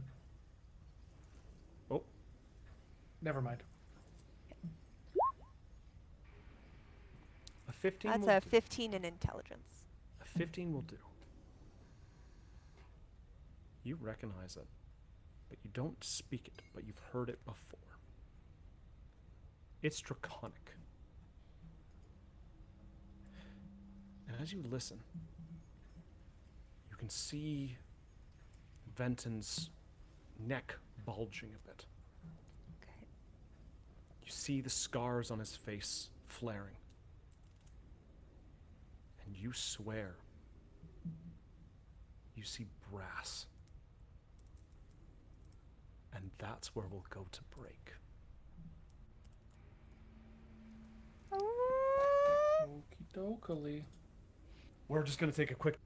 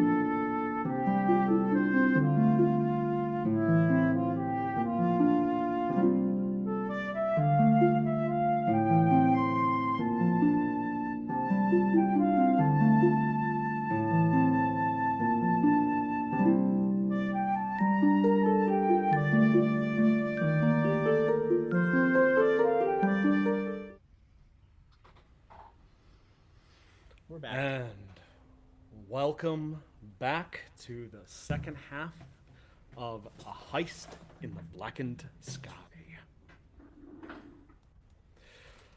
When we last had our adventurers running around, there has been a murder, a soon-to-be murder, a gnome queen being escorted by a gentleman. Sorry, not to interrupt, but are you okay, David? Lemonade. I filled a lemonade and I just shot it. And it's wonderful. It's just carbonated enough, but it's also like the right level of bitter and tart, and I forgot that until I chugged it and regretted that. You forgot it? I forgot it. You I forgot want to it? make sure you weren't dying on stream. If I do it at the very least, I'll make it worth your while. All right. So, yes, a certain duke, or no, baron, just sent a man to his death, a man who probably deserved it. A certain Asimar escorts a queen offset. Echo is deep in the airship, following Duke I have too many dukes, barons, and other things like that. Yes. Duke Venton Castor, deeper into the bowels of the ship. Well, Darian is just finishing up speaking with the Clockwork Priest. What is our party's next move as the time slowly approaches to when they need to probably get the hell out of here? We start with Darian. Like, who's Darren? And Darren. We have Darren. Hello, my name's Darren. I'm here to, do some stuff for things. Oh my god, you guys, we're like totally gonna steal the things. I'm really gonna chat it up while I'm here, alright, bro? Oh man, you totally can, Chad. I believe in you. Alright, let's do this! Welcome to the Heist in the Blackened Skies! Alright, good night. Zoinks, Echo, I don't know if this is okay, man. Okay. Anyways.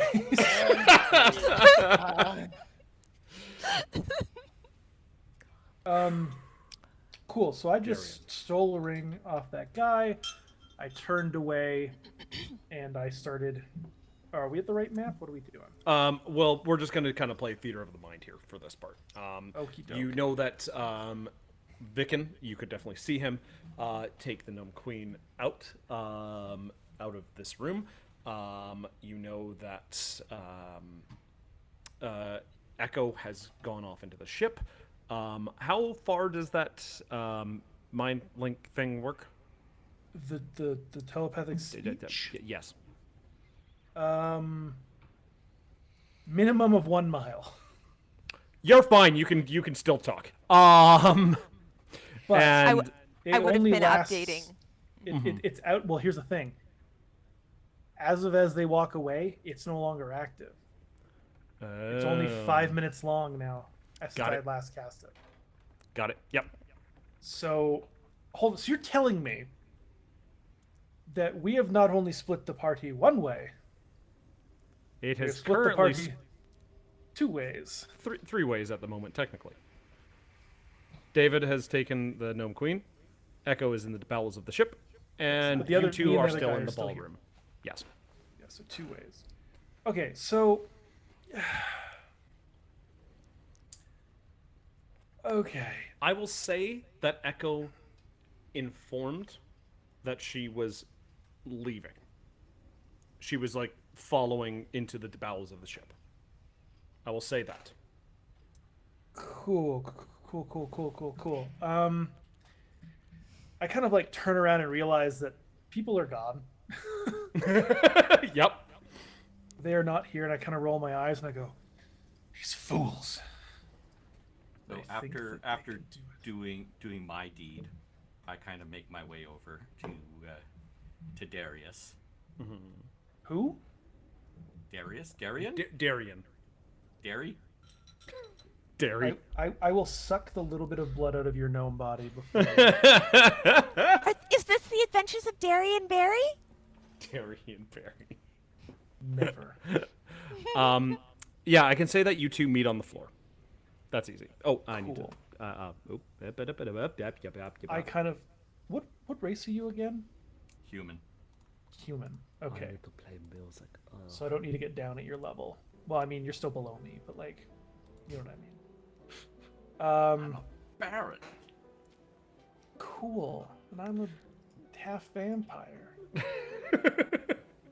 In a city where I can just be out in the day, night, doesn't and matter. Do you glitter in the sun? I don't know what you're talking about. Or only half of you glitters in the sun? Shut up. Anyways. But which half? Which half? The bottom half. They call me Pardon Old me. Sparkle Dick. Hey man, it's like a lure. When you're at like a mass person like Keys party, you got to make sure you're like attracting everybody you can. So it's like that lightning fish lure thing. Question. Yeah. Is this Um, more about my vampire penis? yes. So changelings can change only into people that they've seen. But does skin effects come into effect with that? Like if someone sparkled in the sun and a changeling changed into them, would they also sparkle in the sun? I mean, technically they would have to because they It's an take exact the... reproduction, right? Yeah, Yeah. interesting. Wonderful. Good to know. I don't Noted. sparkle in the sun. You Anyways, do now. Just your I day. take the Baron, and I like go up as if I'm grabbing him to dance, and I spin him close and I bend him over and I go. There are mechanical warriors on this plane, on this sky ship. They are meant for war and killing, and while that does not bother me, it is harder for me to drain the blood of something that has no blood.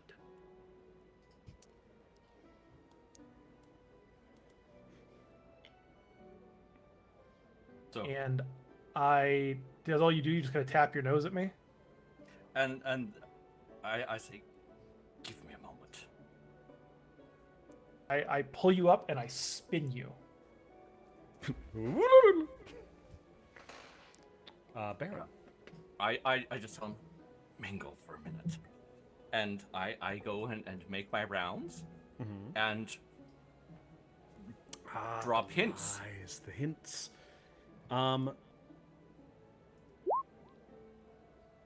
Ooh, only a 12. Only a 12. It is a bit far-fetched. Which lie is this? This is the church? Oh no, this is the truth. I am telling everyone about these. Oh, this is the truth. I would say if it's the truth, it would give you advantage. So 14. I'm going to see how gullible these people. Well, not gullible. How much adventure these people want to deal with right now. Wait, I'm sorry. You're telling them about the mechanical warriors? Yeah.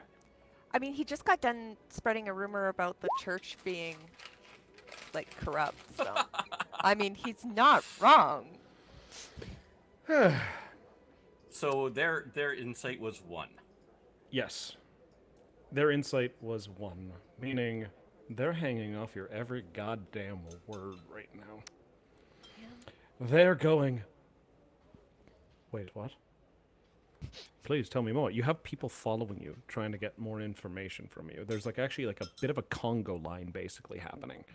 As yeah, talk to him. Talk to him. Talk to the priest. Talk to the priest. Yeah, what's going on? What's going on? And all of a sudden you have 30 people just kind of standing around the priest, not allowing him to leave. And then I try and silently make my way out of the mob. Yeah, you get out of the mob. He does not clock you. The priest is all of a sudden accosted by people asking questions. And Wait, where did you get? Who made these? What's going on?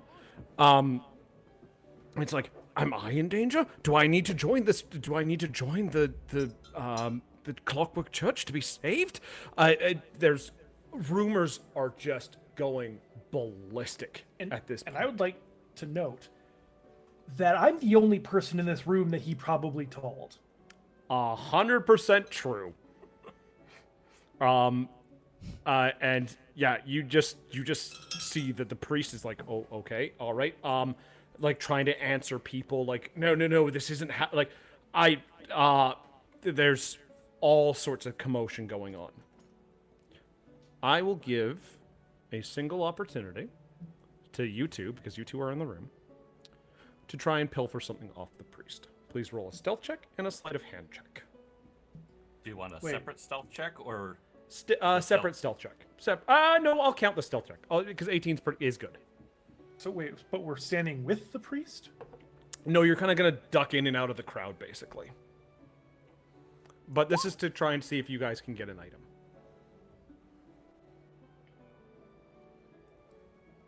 It's a hard roll. Oh, I can't do anything in I'm going aid to myself? use my natural 20. Please, tell me how it's done, sir. I pass around to the side and silently, like, elbow person beside me into the priest to make a distraction. Mm-hmm. And then just reach around and Roll me a percentile. And let me know if you get over 50%. 30. Okay. You get a container about yay big. Like, basically think a 473 ml can. With a soft, glowing, purplish blue hue coming from it. You're able to pocket it pretty quickly. You don't know what the hell it is, but you have it. Mac, would you like to give it a try? Yeah, I'm gonna do something. Okay.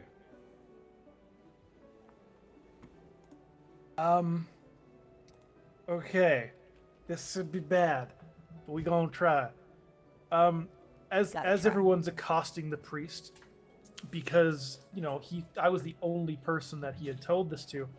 I don't want to die. Please tell me what you're doing, priest. That's them talking to the priest? That's one guy talking to the priest, yes. Cool. I run in, and the person, someone who looks the least friendliest looking person, I'm going to Okay.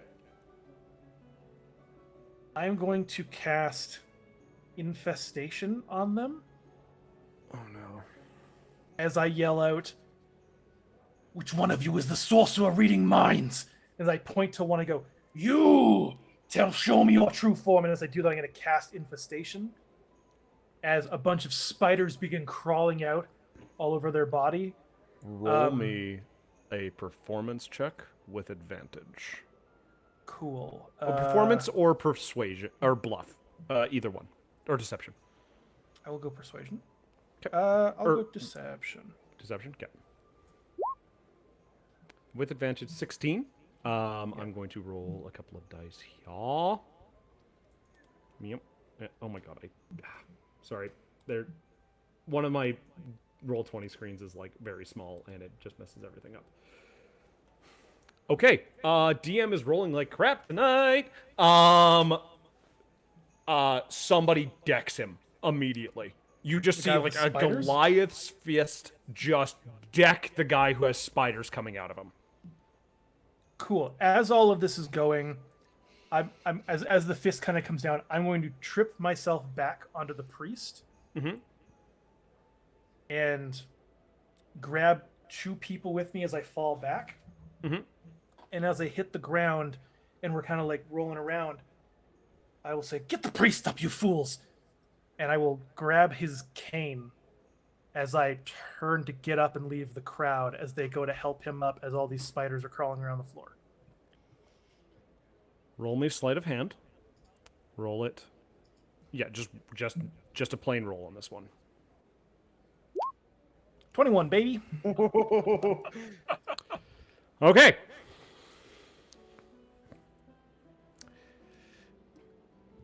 This eliminates his encounter because that's his goddamn weapon. As you stand up, you're like going forward, and it's just sliding into the bag and just disappearing. Yep. Cool. Note, the person who got hit by the guy also has to take, this might kill them, also has to take a 1d6 poison damage. Okay. For just one, not just too one. bad, couple spider bites. Yeah, just a couple spider bites. It's a pretty hardy Goliath. By the way, and he got punched. And yeah, the guy on the A Goliath fist collided with his face. a Goliath fit. Again, apparently it's a very weak Goliath because that was also a 1. I have rolled 1s and 2s tonight, folks, for all my perception checks and everything. Cool. Yeah, so I do that, and I book it out, and I book it down the corridor that Echo was booking, that an Echo had gone down. And I am hot on his heels. Awesome. Terrific. The two of you book it. Do I need to know what this staff is? No. You don't.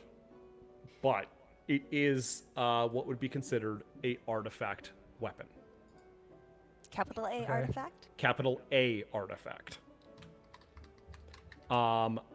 You cannot use it tonight. I could definitely guarantee you that. It would require some serious attunement. Anyway. And also probably best not to be seen with it. Definitely not. It is a very well-known piece. Oh, sorry. No. Cool. Okay. So yeah, so I've maintained my peace with the priest by blaming someone else for listening in on our conversation and have booked it. So I'm still good in the eyes of the church for future events. Yes. David, you are in one of the lovely side rooms. Wonderful. She's got a bit of a crooked smile. Not like evil crooked, just her teeth really aren't aligned. Okay. The lovely book of British smiles. Yes, very much so. As she just looks up at you and goes, "It's an absolute pleasure," as you two have been talking for like 20 minutes or something like that. Vecken, you are a wonderful, wonderful man. I know. Compliments going back and forth between each other. She's beaming. Do we need to tag this stream as 18 only now? Yes, 18 only for the bad teeth. The rest of this can only be found on. Someone's got a gnome fetish.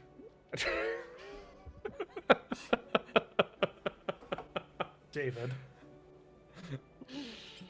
So, as you guys take off your pants, How forward. yes, no. If everyone could avoid making zingers when David's trying to take a drink, he can't do it tonight. I was just waiting for stuff to come out of his nose.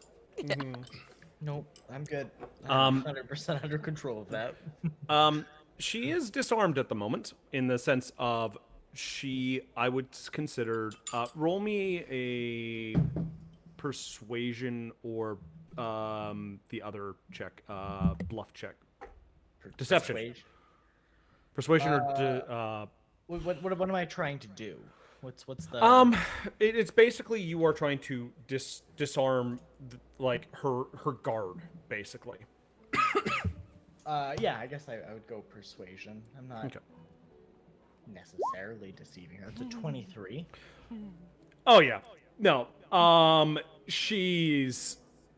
Her guard is gone. She is trusting you pretty easily after, like, this half-hour, 20-minute discussion you're having with her. I see. More just as a platonic friend right now, of course. Of course. Of course. But yeah, what would you like to do? I would like to inquire as to what her gift is. I am enamored to see what the Queen of the Gnomes would bring, who controls the most valuable resource in all the lands. She smiles and she goes, to be honest, I got her a card. Oh, my dear. You are clearly a woman of class unparalleled. And she smiles, and she goes, the Empire threatens us daily, and this card says, I hope you have a wonderful birthday. Your parents smile from above.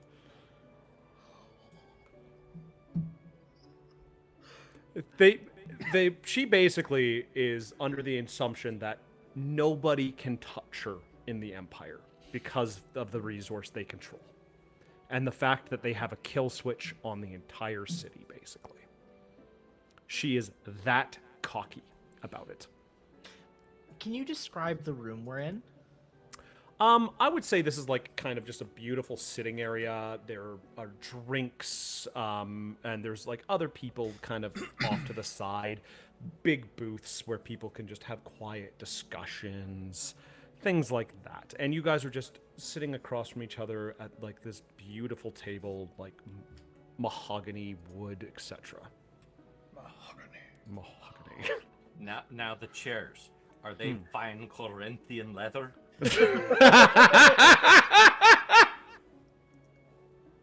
Very much so. Are they an ornate chairs? Oh yes, of course. Yeah. And where would you say they were shipped in from? I would say that this wood especially is shipped from the eastern seaboard of this continent, where the wood was affected differently than others with the smog. So it has like almost like a swirl of marble in it. So it's like a gray wisp through the wood. And when it's stained with like a neutral stain, it almost looks like marble. So if you don't use coasters, it's okay because it just blends in? Oh yeah, 100%. Okay, just want to know. This could be irrelevant in the future. I hate you all. Hey, Tell me about the brass embellishments. Oh, right, the brat. Okay, David, what would you like to do? And I am what Vicken is attempting to do with his time here is to basically lull her into an absolute. You said she's effectively enamored, 100% Yeah. disarmed, and everything like that. Yes. Because I've been rolling like shit. Now she keeps the staff, her staff with the thing with her, right? Oh yes, it is beside her. Okay. How would I know how this functions? What does it look like? What am I looking at? So basically, what you're looking at is a staff that looks. It's a beautifully ornate, like brass staff. God damn it. A beautifully ornate brass staff that looks to have like I want to say maybe a ruby or a sapphire or something like that up at the top. And you, being slightly magical, would realize that's kind of like a relay stone. And if she was to activate it, it like by just sending like just a basic magical surge through the staff, it would activate the sending stone. Now, are we in the booth we're sitting in? I'm assuming that we've taken. Are we basically sitting side by side, or are we across from one another? I think she's still keeping her distance slightly. Okay. She is obviously still in enemy territory, basically, and she's just being precautious. Now, if, hypothetically, Mm-hmm. someone were to dispel the magic that makes that stone work, Mm-hmm. would that be more valuable or less valuable? It would be less valuable. Okay. It needs to be able to have the signal sent because there are 2 signals that require the detonation. No. I was more thinking of disarming the entire trap. Ah, no. It would require it would require both to be disarmed. Okay. Then that's not what we shall do. Okay. Instead, We're just gonna quickly follow the other party for Yeah, just a second. I'm gonna here. think about it. You two. I'm gonna say that you two meet up with Echo eventually, as Echo is trailing the Baron. You guys are running through this rat maze of a ship. But thankfully, you're following the Baron. As you guys are following the Baron, you hear different kind of doors being shut, people checking in different rooms, things like that. Can you all give me a perception check? Never.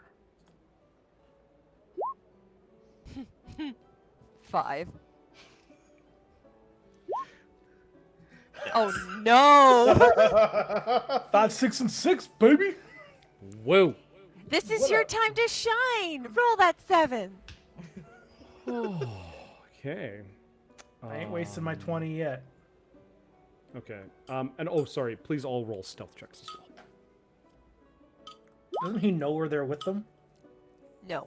I roll stealth at advantage, so Yes, you that's do. a 17. Yeah, he meant to say that we're following the Duke, not Yeah. you're following Not me. the Baron. Yeah. I thought that she was walking with him. No, no. I'm a All right, sneaky well, listen-in person. I rolled a 15. All right. Well then. I mean, if you average 3 of them, you did pretty well. You see one of the soldiers' heads snap back towards your direction. Look there for a second. Slowly walk down that way. Then open the room beside you guys. And go inside. And you hear him rummaging around in there.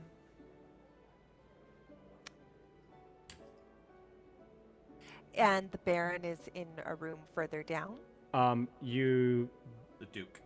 A Duke, sorry, The Duke. Yeah, the Sorry. Duke I'm gonna start saying is- Caster. So Yeah, Caster's Castor. Castor is moving down further. You guys could follow him, and this guy would be able to catch up, kind of thing. Like he's going down the way you guys came. Okay. I'm gonna follow Caster. Okay. David, do you have an idea what you're doing? Oh, Nope. I was gonna say really Yep. quick. I'm going to crawl up on the roof and walk along the roof. Love Dampier. Kind of like in a spider crawl. Yeah. The ceiling? See, whatever. Give me another perception check, actually, Mac, if you could. 12. 12. You just hear it. Oh, no, sorry. I missed You her. hear tick, tick, tick, tick, tick, tick, tick. And then you hear a squeak of a vent opening up. And down pops a head, looking left and right, then popping back up. And then you hear tick, tick, tick, tick, tick, tick. Give me a nature check. No. That was a big lizard. That was a fucking big lizard. Cool. David, how are you doing over there? How are you and the Queen hanging out? I don't know. Do you have like sexy are music you- queued up? Wooing? No, Uh, I need to get Some to an smooth encounter, guys. jazz playing in the background. no, I may never be a mother. Yeah, no, I'm going to steal a lute from one of the musicians. Not really like stealing, but just Yeah, like but you just grab it. taking Yeah, it from him, and like with a look that says, I'm "Try and taking stop me." over. Yeah. And I am going to start just gently playing music as we're sitting there and talking. But I am during that, and as I begin to sing a gentle song laced in and hum, I'm going to mix in a little bit of my bardic inspiration, and I'm going to use unsettling words. And I'm going to. Could you please share unsettling words and what the heck that does? Because definitely I'm a can. little scared. I'm going to roll a bardic inspiration die. Yeah. So I'm going to cast one of those to roll one of these. Oh no. And I am going to, as my song ends and I lean in and I go to kiss her gently on the neck, and just a soft kind of not a like a romantic gesture, but very much a gesture of high order and everything. Yep. I'm going to attempt to steal the staff. Okay. So she will have disadvantage on being able to see me by taking 5 off of whatever she rolls. Okay. My sleight of hand is Oh. 6. I am going to burn my natural 20. Yep. Yes, you are. Good thing you did, sir. Yeah, Rotuda in trouble because she's nobody's fool. And as I go to All right, Matt gets 5 points extra. as I go to lean back from her, my hand gently grasps about it, and I grasp her chin gently and bring her eyes towards mine, where she is met by the most perfect pair of blue eyes rimmed in gold she has ever seen.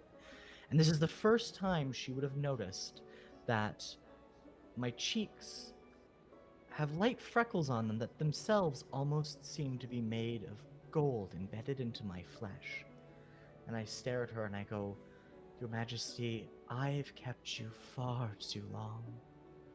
Surely I should leave you, and I wish to exchange the staff with just a general metal pole and leave her behind long enough that she may not notice that I've exchanged the pair, and go, I look forward to the Empress opening your humbled gift."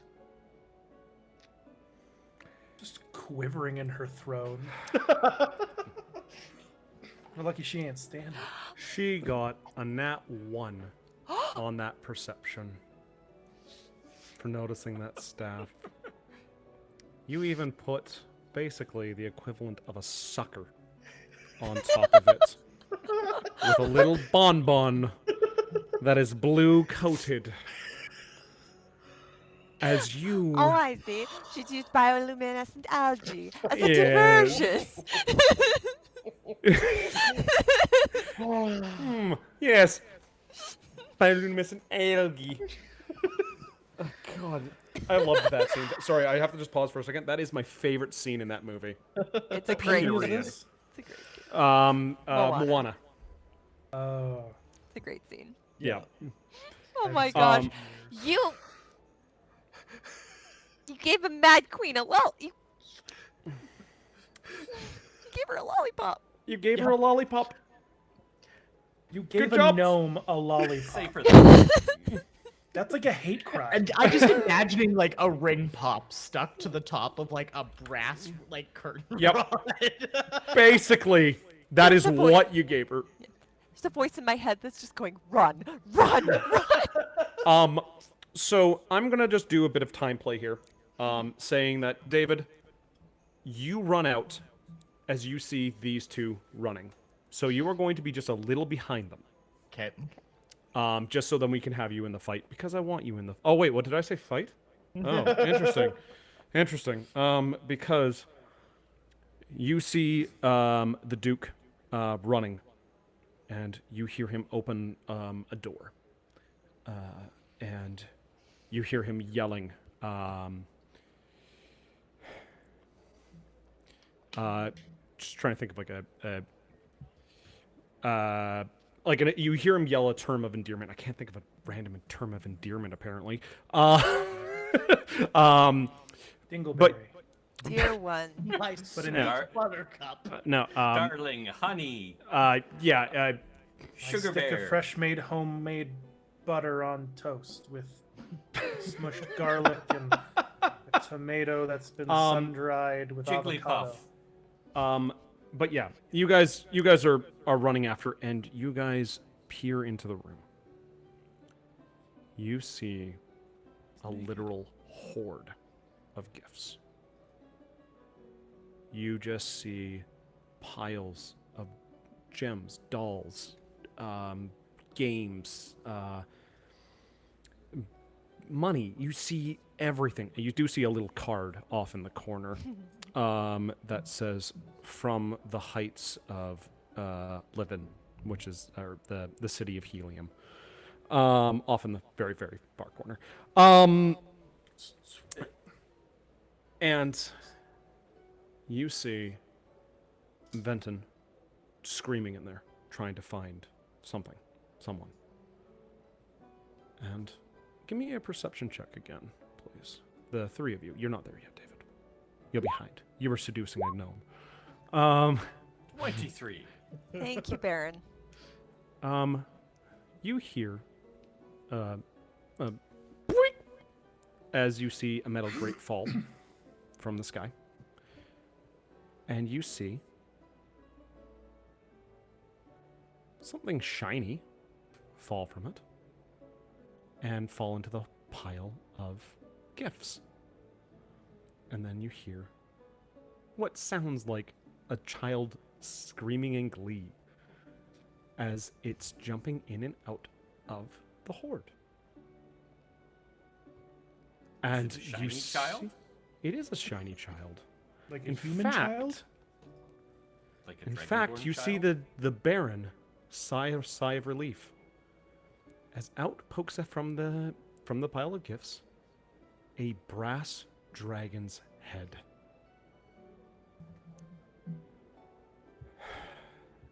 And you hear from the Baron, "This is ill Duke. befitting the Duke. You hear, this is ill befitting an empress. You will go back to your room, dear." But I don't want to. It's boring. It's a quill. Maybe a little bit of quill in there. Okay, that is not. I will slap you silly. Maybe that's what Little Quill sounds like. though. What about when Quill Little was Quill little? couldn't speak. Y'all get Quill's name out your mouth. Doesn't matter. Okay, keep talking. It's so cute. It's my gifts. I want 'em. I know you're going through your horde phase, but Everyone deserves a horde phase. it's not safe, and you know this. I want 'em. So that's what's going on in there right now. The two of them are bickering. With those perception checks you guys made, you see in the very front center a chest. It is marking of the kingdom. I can't even remember the kingdom I made up. Targets the party of Smoxthea, which was a country they were at war with recently, but has ended in a sort of peace, basically, between them. And you see the chest. And you see these two arguing. And it doesn't look like they're going to be moving anytime soon, as she keeps ducking into the presents and swimming around in them, basically. Oh dear. I don't like your ideas. You're not allowed to have ideas, Ryan. Like Ryan's idea. Okay, Go do you guys Baron. wait, or do you guys go in? We have no reason to assume he's seen it, that the bard has seen us. the bard has seen you? No. David, we Where's have behind us? the bard's behind us. Yes. We wouldn't. Okay. So, what would you guys like to do then while these two are talking as the Duke is not jumping into the pile of gifts? How high is the roof in that room? It's pretty high. It's a pretty big room. I would like to walk in, Okay. and I take a knee, and Your Grace, Your Majesty. Baron, he has known you before. I'm gonna say that he has known of you. Baron, what are you doing here? Please go enjoy the party. We have reason to believe that there is a gift here which may be a danger to her Empress. Interesting. Specifically, this box here.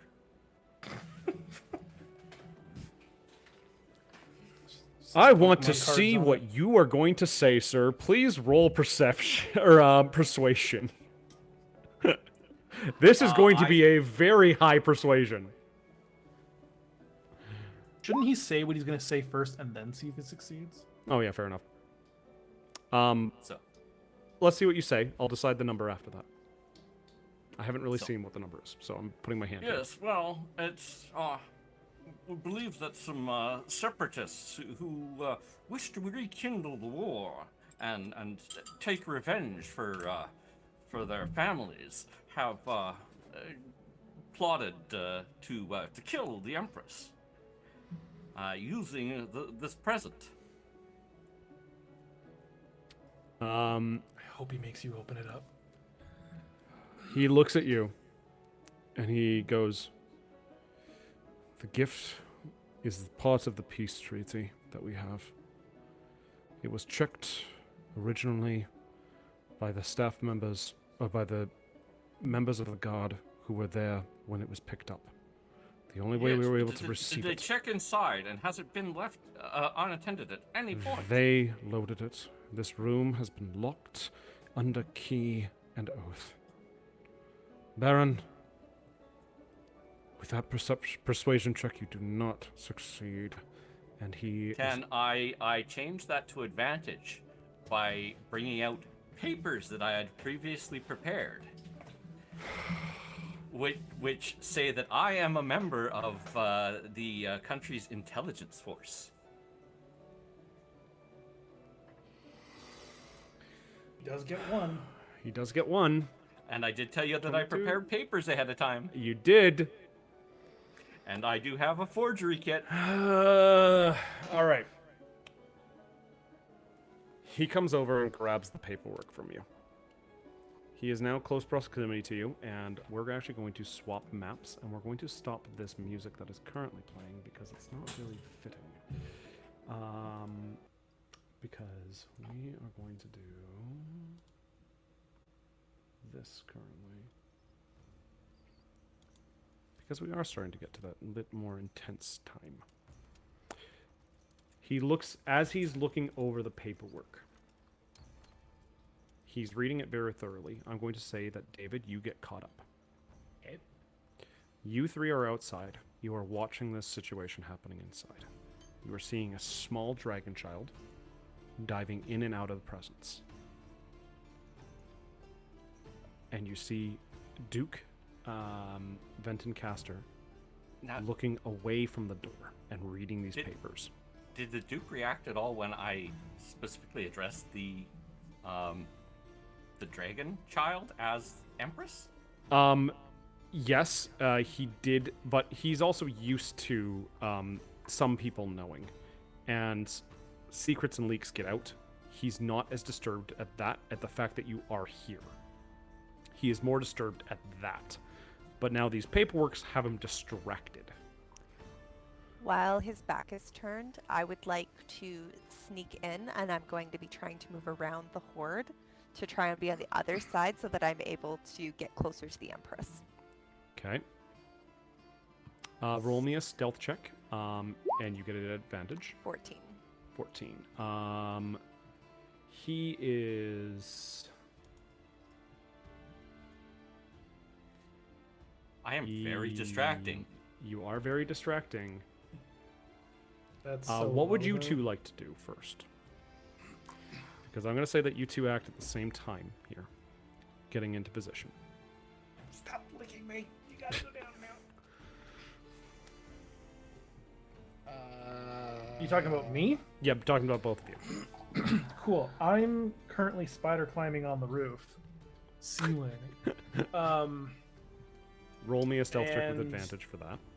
I'm going to move in and kind of like crawl over to a shadowy corner that's still close-ish. 17. Okay. David? Oh. And as I'm in that shadowy corner, I'm going to cast mage armor on myself. Okay. I'm going to. So I'm running in. I'm just running in time. Quick point of clarification. One last thing. What were you doing again, Melissa? I'm going to go to the. I'm trying to sneak around to the Empress, and I have a plan.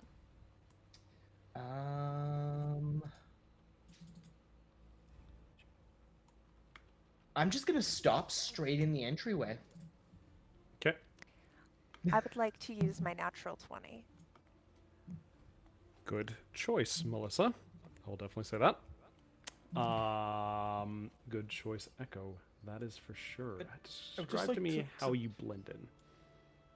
Well, that happens to be my specialty.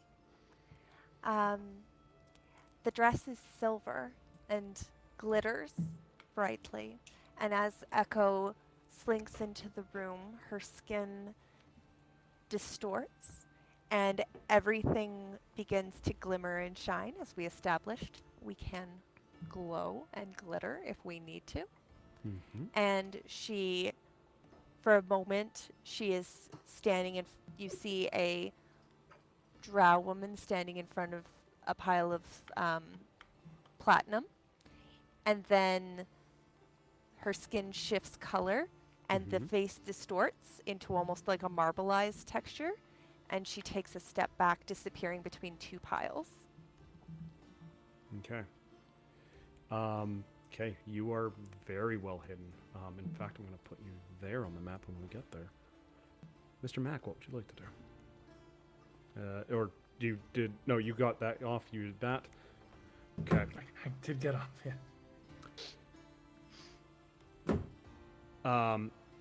You see him as he's wrestling through the papers. He looks up and looks at you, Baron.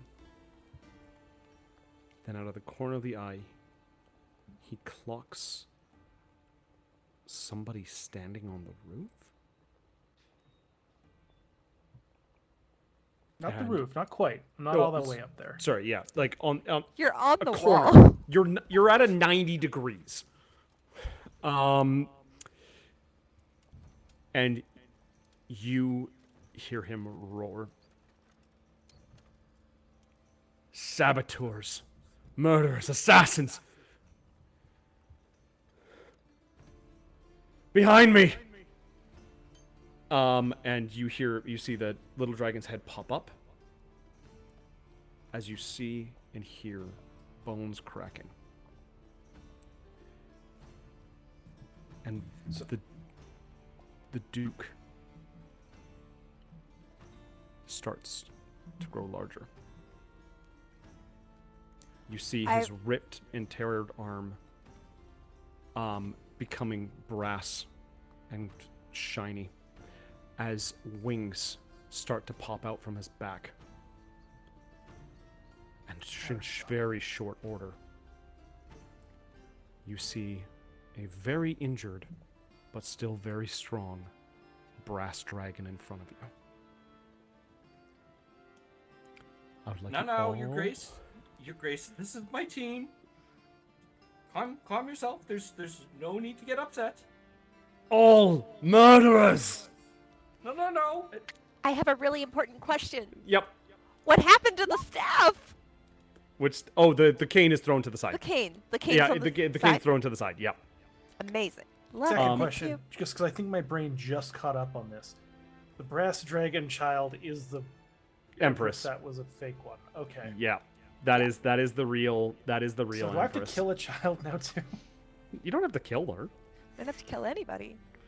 But standing in front of you is a brass dragon. I would like you all to come to this battle map. Please place where you want to be, and then we'll roll initiative. Where was the door? I'm gonna say that the door was here, basically. Cool. Then I'm on the wall, like over here. Okay. Is up the stairs kind of like here the entrance? Yeah, that would be the entrance.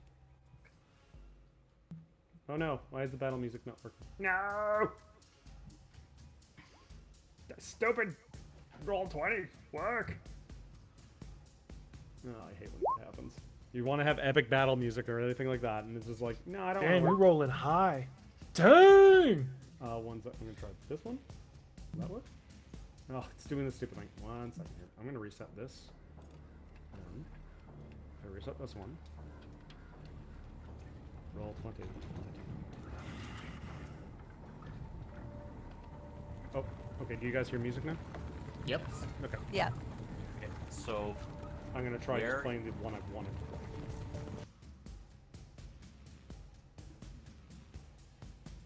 Endgame? Work? Work? Oh my god. Ah! Okay, we're gonna just play this one. It's not the exact one. Okay, that will work. so where on here are the staff and chest? The chest, I'm going to say, like, just because we didn't have, like, an exact, like, treasure hoard room kind of thing like that, the chest is going to be this one here. Oh, too loud, apparently. There, is that a bit better? Over here is, like, a pile of platinum, and that's where you're hiding right now, Melissa. Yeah. Um, And I'm assuming his staff would just be like Yeah, its staff would be there. beside. Yeah, yeah, basically right there. And he is staring you down, obviously. And I'm just going to roll initiative for him. And It's the we pink are- square? That's the chest. The This box. chest. Oops, that is not you. That is your human form. We're gonna pop that out. So And we that's have the that over child? here. That's the child. Yes, that is the Empress. And initiative is where? Bam. Well, I guess that's where Oh, combat that's will change great. my eyes. Nice. All right. The dragon is definitely very much very angry. But you can tell by just looking at it very quickly, it is got some weaknesses to him. It is an injured adult dragon, basically. So it will not be hitting as hard on certain attacks and things like that.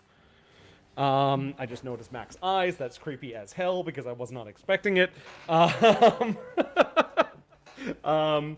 And we are going to go to Echo.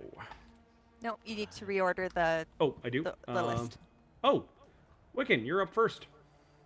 You hear bones cracking and all this kind of weird noises and then a dragon's roar and you're like, all right. As I come in the door, like, oh, I got the staff.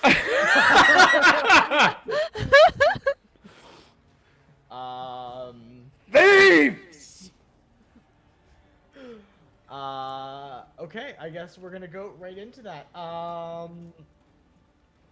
I'm going to, out of the gate, cast Dissonant Whispers as a level 3 spell.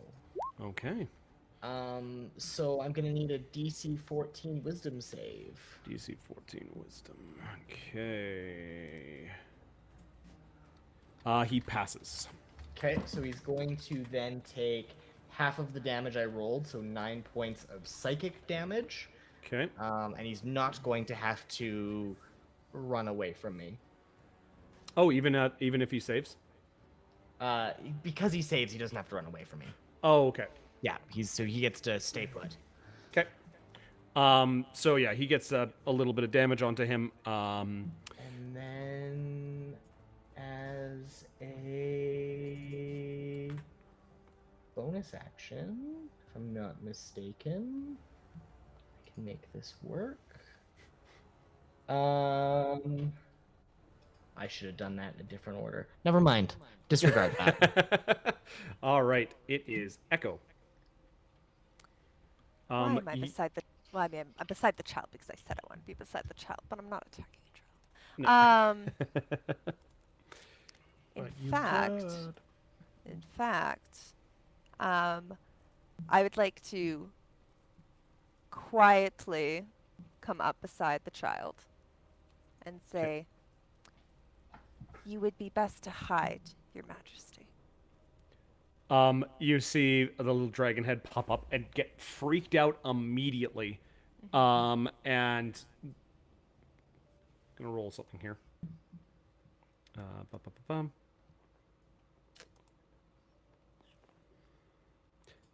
She takes a quick snip at you because she's scared. You just see like a little as you freak her the fuck out. What is your AC?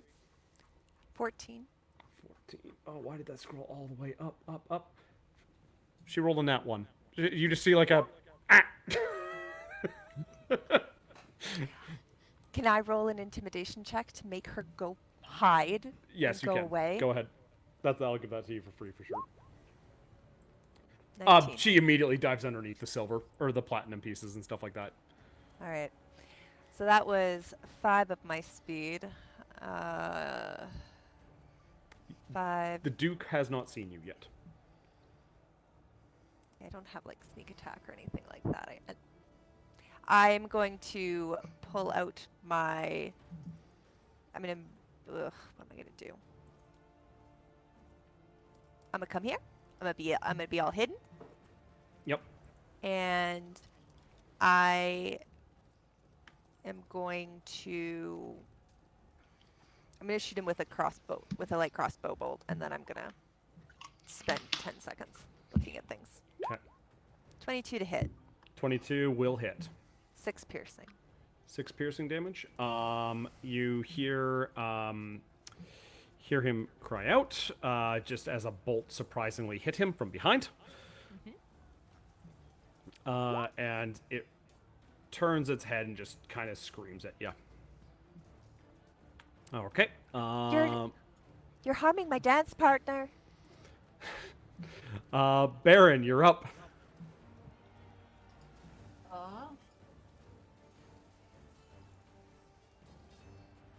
So I'm going to cunning action disengage.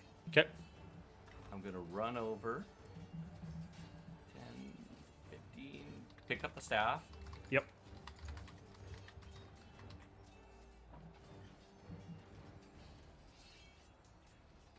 25, 30, and then run to there. Okay.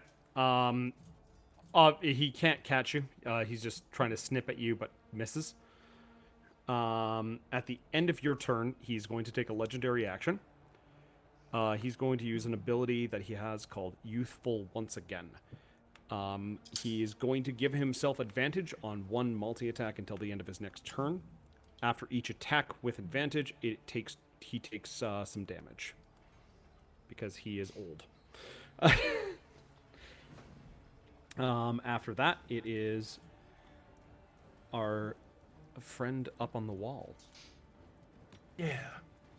I kind of like skitter off the wall and just kind of slide out over to here. And I'm going to start by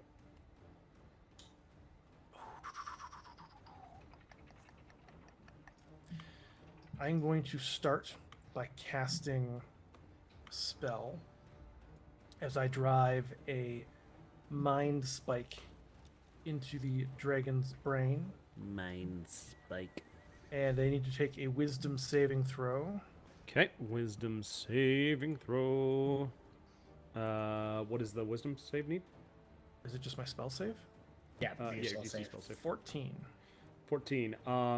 He does pass. Cool. I'm going to use one of my meta magics. Ooh. Okay. And I'm going to.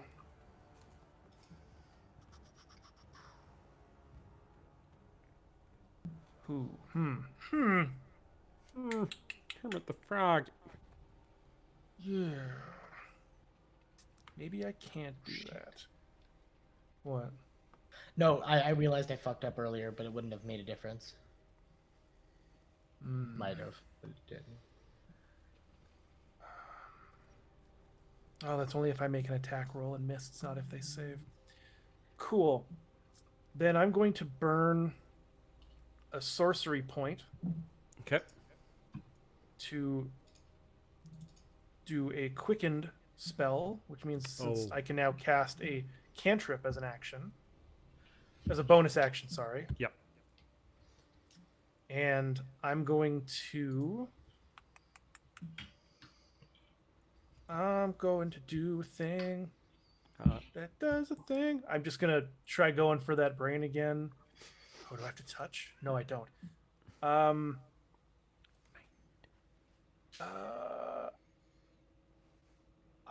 going to send out another mind sliver. Yep. Mind sliver. So I drive it into its head and must make an intelligence saving throw. Intelligence saving throw this time. Okay. It fails. Cool. So that'll be 1d6 for 2. Okay. And then I will take a 1d4 from the next saving throw it makes before the end of my next turn. Okay. And that will be 4. 4. So it removed 4 from its next saving throw. Yes. Okay. Got it. All right. It is its turn now. It clocks the Baron, and it will approach the Baron, and it will do a multi-attack. And as a reaction, I will use Blood Curse of the Eyeless. Okay. I'll pop it in chat. Thank you. If it'll pop over, this one's been. Oh, mine don't link over. Fun. When a creature you can see within 30 feet of you makes an attack, you can use a reaction to roll 1 Hemocraft die and subtract the number rolled from the creature's attack roll. You can choose to use this feature after the creature's roll, but before you determine if it hits or misses. I'll be amplifying it, which means that I will apply this curse to all creatures' attack rolls until the end of the creature's turn. I roll separately for each attack it makes. All right, fine. All right, first attack. First attack, you will subtract 4. Does a 15 hit the Baron? Yes. Okay. You will take 8 points of damage. You see its good claw coming down at you afterwards. And you will subtract 1 from that one. Okay. That will hit still. Uncanny dodge, so half damage to you now on this one. Okay, so 7. And then you see it strain with its last arm. How many arms does it have? It has 2 arms. It bite attack, so it tried to bite at you. Claw. This is the weaker hand. As you can see, there's basically tears all up its arm, and you can actually see, like, muscle, basically. And it will deal 6 damage to you on this last one. So in total, 7. It missed that attack. No, oh, there's the roll there. So 8. Yeah. You already got it all. Perfect. Total 21 points of damage. 21 points of damage. I tried. And yeah, no, hey, you there's lots of stuff going on. And that deals. And that one's for me because it hurts me in the process. Okay. It's but as I said, it will take some damage on its own now because it just did its attack on itself, basically. And yeah, you basically see it's kind of like it's deflated a little bit now. Like its muscles kind of come back down a bit as it's pushed itself there. And we're back up to Vicken. Banging the staff, I begin to build a tempo with it, just the kind of the soft end, and I'm going to burn a bardic inspiration to use once more my unsettling words. So it's going to take 4 off of whatever it rolls for its next saving throw. Jeez, 8. Got it. As I cast Tasha's hideous laughter, so I need a wisdom saving throw. Wisdom at yeah. -1 because of you guys. So, oh god. He will fall prone. Mm-hmm. And everything about him suddenly becomes hilarious and humorous. And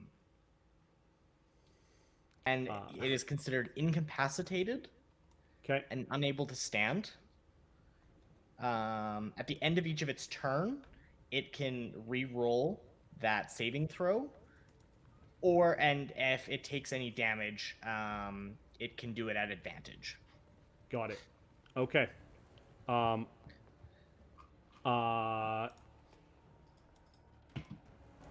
I'm going to say that so that's happened now.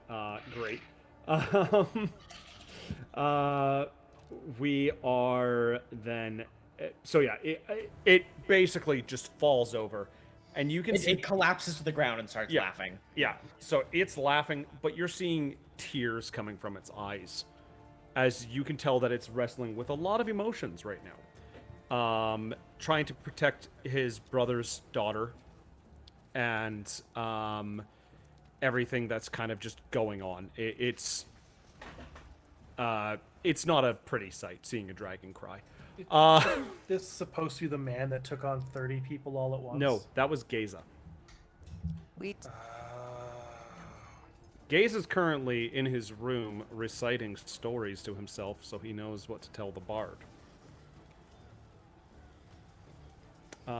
Echo, it is your turn. Echo is going to reach into the edge of her skirt and pull out a beautiful curved rapier. And as she pulls it up, it cuts along her leg and snips a little bit of her hair off, and black blood pools out from it along the blade. Ooh. As she invokes her Rite of the Flame. Okay.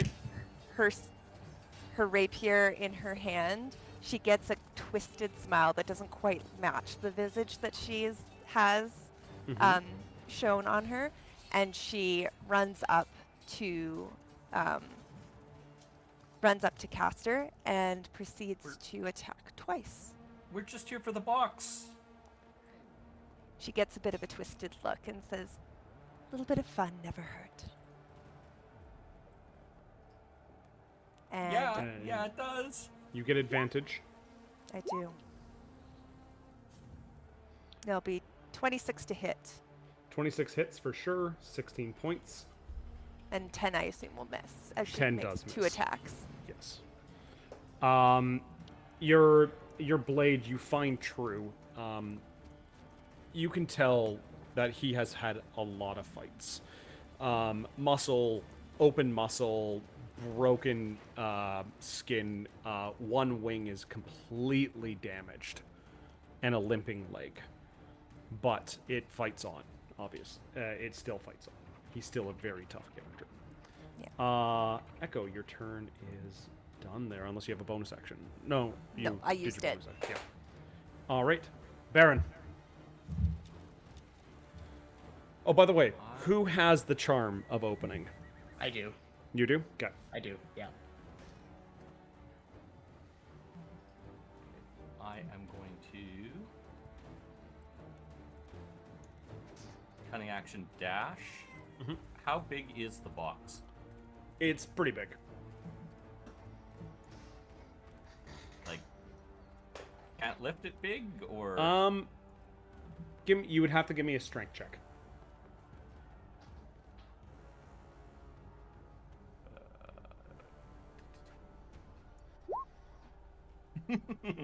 One. You do not pick it up. You are not able to pick it up. Sorry. Cat. Yeah, you cannot pick it up. You still have your action. Isn't that the action? You just failed. Oh, is picking? Would that be an action? Object interaction? yeah. Yeah. Okay. Okay. Yeah, you are unable to pick it up. So that would be your turn done then. You dashed over there. You're trying to get the box moving, basically. Yeah, it's like when I was trying to move the door. That was just my turn each time. Yeah. Mr. Darian. Yeah, cool. So this guy's on the floor laughing, right? Yes. Cool. Although he may not be for long now that someone's attacked him. Didn't he have to make a saving throw? Just He then? does have to make a saving throw, yes. I believe it's but at now the he has end of the advantage on turn. According to it, if At the end of I- each of its turn. I absolutely forgot. Well, I absolutely didn't read it, and I just. no, each time it takes Did it. damage. Oh, each Yeah. time it takes damage, it does make. Yeah. Okay. I will make a wisdom save then. Sorry, guys. At advantage. Also, not very sorry. Very, very into character. Why? They, why is everyone attacking him? The tears dry, and he gets up. At the end of the Duke's turn, it takes a legendary action to swing its tail. It's not his turn yet. Legendary Doesn't action. matter. It's legendary action. Melissa, your Yeah. AC is not over 22, is it? No, it's No, low. okay. Just Well, a few points it's- lower than that. It's not too bad. A metal tail comes swinging, smashing into you. You take 7 points of damage. Wonderful. Am I feel like knocked prone, or burns. do I move or anything? No, Okay. no, it's just the tail just comes swings in. Oh,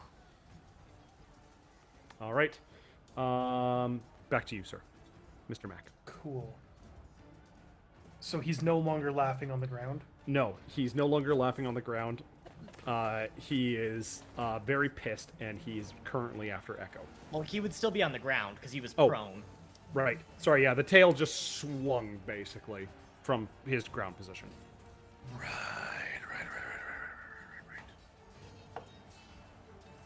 Cool. Well, the important question here is, are we killing him? No. What do you mean? There's apprehension within the thieves. Interesting. Does it an action to yell out to people? No. Cool. I yell out, I say that, and you say back, no. I say, why not? Because we're not supposed to kill him? Raise your hands if he's dying tonight. No one raised their hands. Okay, cool. Well, being as we are a group, that's fine. I'm going to move right up into its face. Actually, I don't have to do that. Oh, I do have to do that. Hold on. Oh, I don't have to do that. Cool. 5, 10, 15. I'm actually going to move farther away until I'm just with his face is within 30 feet of me. 5, 10, 15, 20, 25, 30. I'll go up like that. And I'm going to cast a level 3 spell Okay. of fear. Okay. And when I cast that spell, Mm-hmm. Crap, is that just another save? You fucker. Motherfucker. He already had his reductions too. Yeah, I know.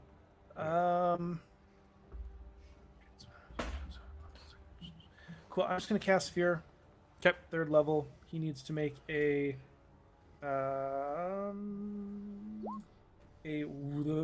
Wisdom saving throw.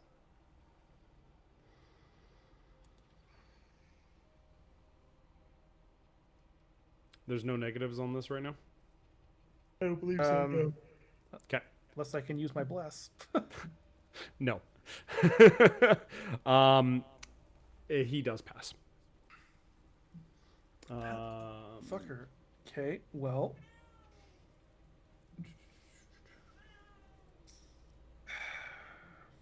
Friggity frick frack. Okay. Question. Answer.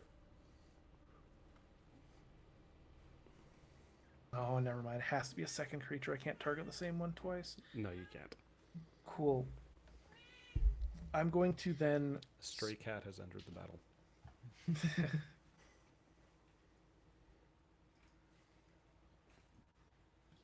It was one of the mousers from earlier. Bast the cat jumps down and scratches the dragon. Frackety, bro. Let's quill over again. It's nothing I can do at this point. That's gonna help me. The dragon is now fully fixated on Echo at the moment. And a bite and 2 claws come at you. Right. And that will... Okay, I don't have a note in my character sheet around whether I can use the blood curse what's the blood curse? multiple times on the same creature. It should be fine, I think.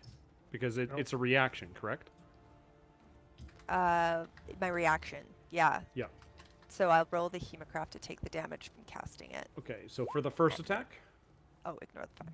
So I'm going to outcast it, so it's going to be for all of them. it's But gonna be- I take okay. damage. I take damage the first time, so let me just mark it down. And okay, so for the first attack, it's going to be reduced by 6. This is to hit, correct? Yes. Okay, the first attack will connect. Okay. What's your AC again? Sorry? 14. 14. Okay, perfect. Okay, first attack is a hit. Second attack? Okay. Second attack, reduced by 4. That is still a hit. And Okay. then the Third last attack, is a reduced by miss. 6. Thank God. You will take 26 points of damage.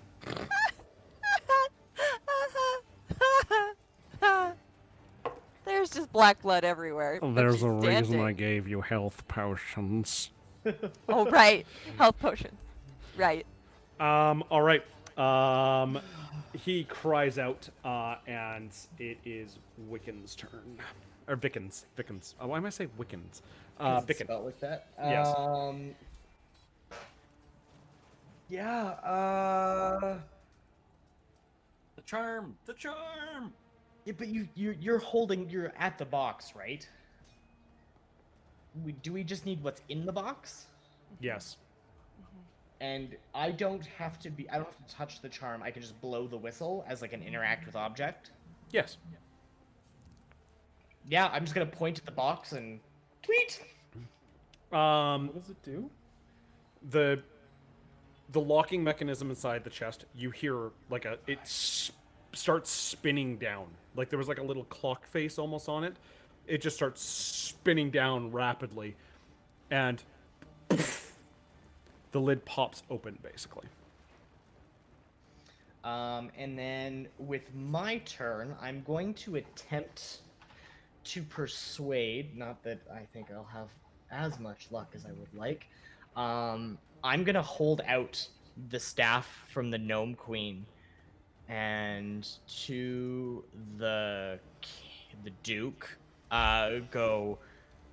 Your Grace, I present to you freely should we be allowed to leave the greatest bargaining chip you could have against the queen and her helium mines. Should we simply be allowed to leave out of the room? We take what we came for and we go. No harm will come to further harm will come to you, or no harm at all will come to the Empress. You have our word. Roll me persuasion at disadvantage. Okay. Why is it disadvantage? It's disadvantage because he's A, pissed. B, you don't know exactly what's in that chest. Because I was about to describe it. So that will actually be a 19. Right. Okay. Let's see how merciful, or not merciful, let's see how calm he is. I'm going to roll a 20. This is basically a luck check to kind of see his mood. Does anyone still have their stuff left?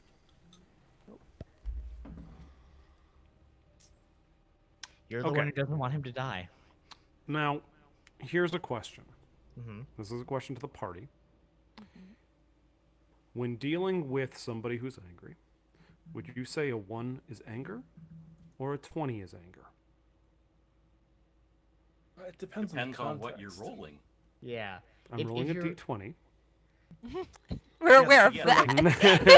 For example, if you're saying, if someone punches me in the face and you're saying a 20 is how hard and a 1 is how hard as well, how angry are you? I'm going to be more angry with a 20. But if you say your emotion is curdling up inside you and you're trying to hold it back, a 1's a fail. I'm going to use the words you used. You said how merciful, how calm. Therefore, you are more calm the higher the roll, and you are less calm the lower of the roll. 1 is rage and our demise. 20 is peace, and we walk out of here Alive. mildly scathed. He looks at you, eyeing that staff, eyeing the chest that just popped open. With the Empress meowing in the background. The Empress meowing in the background. Did he roll a 1 or a 20? He's not telling us yet. He roars louder than before, echoing and shaking the ship. He rolled a nat 1. Damn it, guys. He is. I mean, I do have one of my 20s left. You do?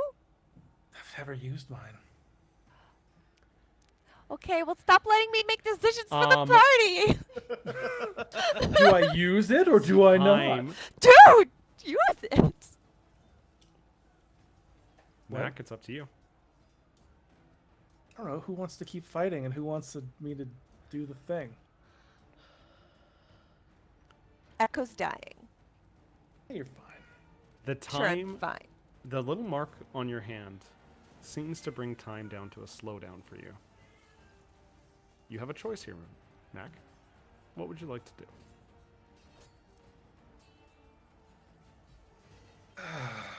Man. Should have used my 20 earlier. Why's it gotta be me? We might still need it. Yeah, that's the thing. Cause like we got more to. I'm not gonna use it. Okay. Okay. He's angry. It's fine. He's angry. And cool, I got a plan. roar shakes the ship internally. Battle continues. Seeing this, I look over to my comrades.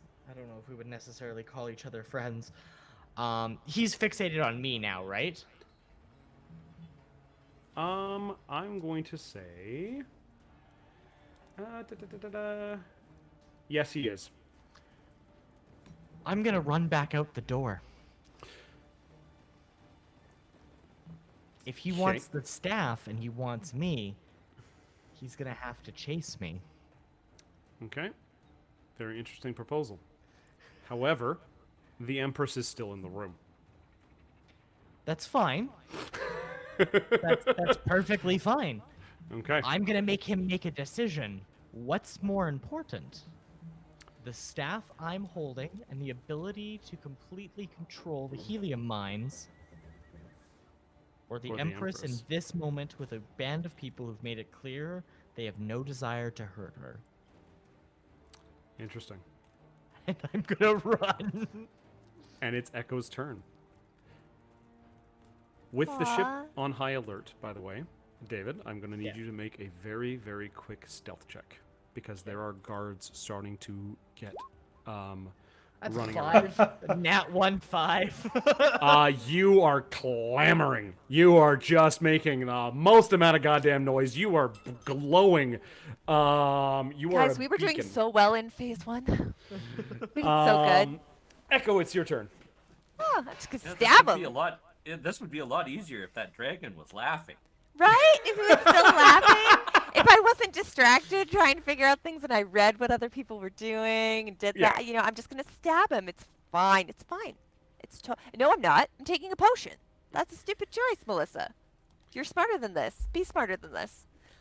I'm going to use my action to take a greater healing potion Okay, that makes sense. and regain 17 points Of hit points. of hit points. Thank God. All right. I can't do very much else than that, so I guess that's what I'm doing this time. No bonus action. My bonus action involves turning on my sword, and now it's on and doing its job. Got it. Well, it is Baron's turn. Baron. So, I am going to fast hands take whatever's in the box. Inside the box. The whole reason for the war is inside that box. What's inside the box? Cheetos. The stolen egg from the previous Emperor and Empress. The Empress's little sibling.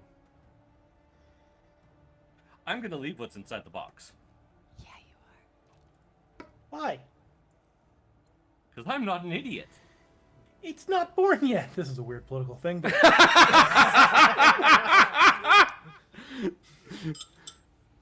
But inside is a brass dragon's egg. We take that they never stop hunting us. I got dual personalities, baby. I'm Gucci. So, I am going to book it. You're gonna book it? Yeah. All right. The Baron books it. You get to just the entrance, basically. Next turn, you will make a stealth check. Well, it was 45 to there. Oh, 45 to... Oh, yeah, never mind. Never mind. Sorry. You're right. So I'm... Yeah, make a stealth check as you are clambering out, basically. 27. You basically run past... I figured out this thing with the boots of levitate, so that I am barely touching the ground and just Yep. hovering, and just. Darian, it's your turn.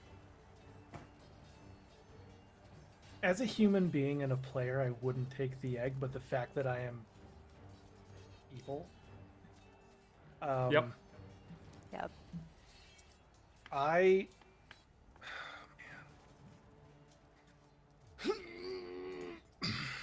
We're gonna try a thing again. And I'm going to cast Fear again. Okay. And I need it to make a Wisdom saving throw.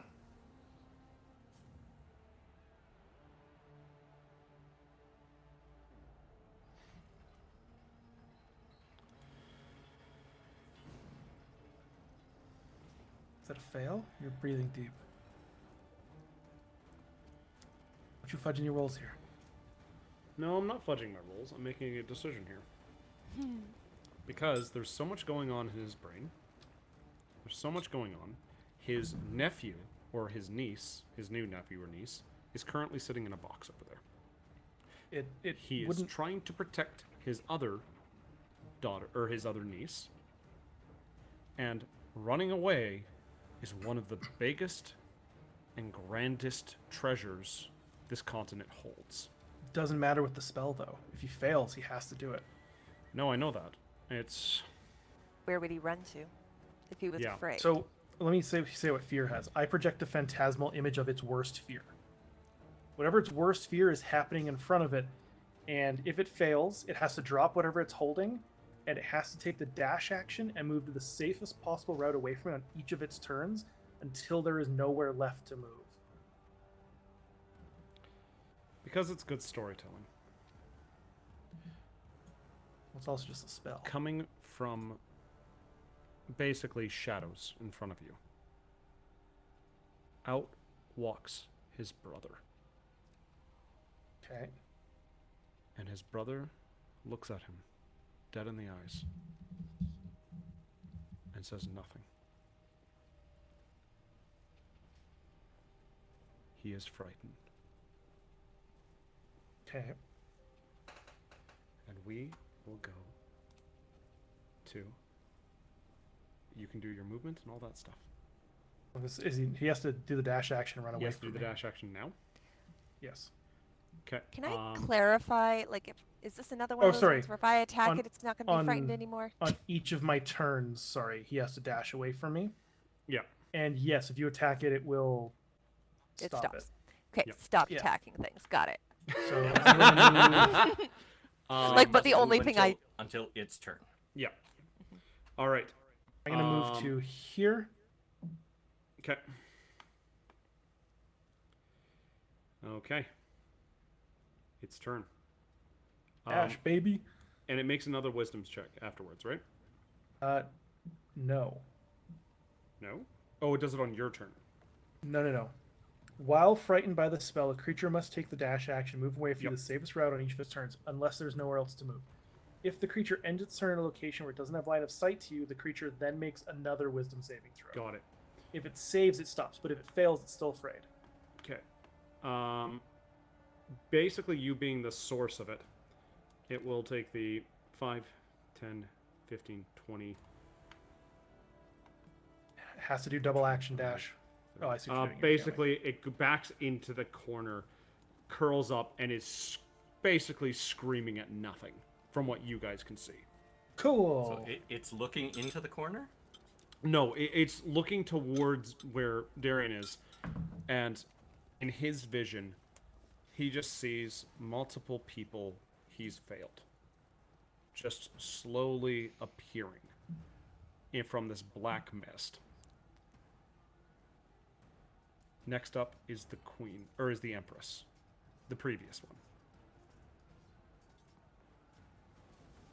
one. That is its turn. She's not doing anything? He can't attack or anything. Oh, sorry, you said next up is the Empress, and we weren't. Oh, sorry. these are Next up, visions. next up is the previous empress appearing from the Okay. black mist. Got it. He's got a haunted past. He's seen hell. Viking. I'm out in the hallway. Is there anything out there with me? You're starting to hear guards yell. Okay. You know that you guys have to get down to basically a lower deck to get out. Is there a door? Like. So basically, how do you're I like do in a this? metal hallway right now, basically, and you're looking for the stairs down. Okay. Which way do I hear the guards coming from? I would say behind you, basically. You can roll me an intelligence check to see if you remember the plans for the airship. Okay. Let's do that. 17. 17 will get it. You do know the path that you're supposed to take. Okay. You won't get lost. It will take you basically 2 turns to get there. Basically dashing, like full dash actions kind of thing. Yeah, that's I'm gonna make sure I drag the Baron with me so we move together. Okay. He's got his levitate boots on right now, so you're basically pulling like air. I'll say you move a little bit slower, but you're basically dragging the Baron along No, with you. I'm running with Yeah. him. Yeah. Yeah. Okay. So I'm going to remove you 2 from that track right now, Okay. as we're now with Echo. Okay. Echo, there is a dragon egg, and there is the Baroness or the Empress hiding underneath the treasure, and a dragon backed in a corner, screaming at heirs, saying that it's sorry, it tried. Echo looks at the box containing the egg. That is her ticket to everything she has been working towards for the last decade. Yep. And grabs the egg and runs out. Yes, that's what I was hoping for. As you run by, I go, that's my girl. I can get to it, and then just to about here, and I have the egg. Okay.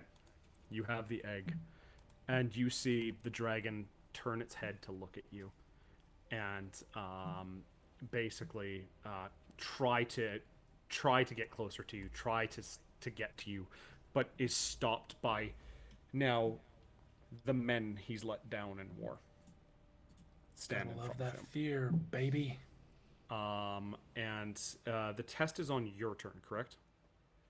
Or it's on its turn? No, only if it can no longer see me. Only if it can. Yeah, it's trying to like, and you're standing in the middle of the room, so. Yeah, and you put on top of boxes in a corner so we can see me. Is that movement like pick up the eggs that count as my action, or can I double move?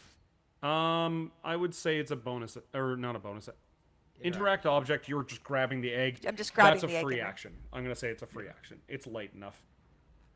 Okay, I'm gone. Okay, you are into the hallway. Roll me a stealth check. At advantage. As you're hearing clomping is, running away from you. Stealth, 19. Okay.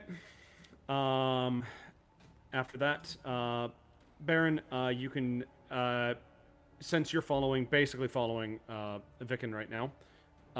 You do not have to roll an intelligence check to remember which direction you have to go.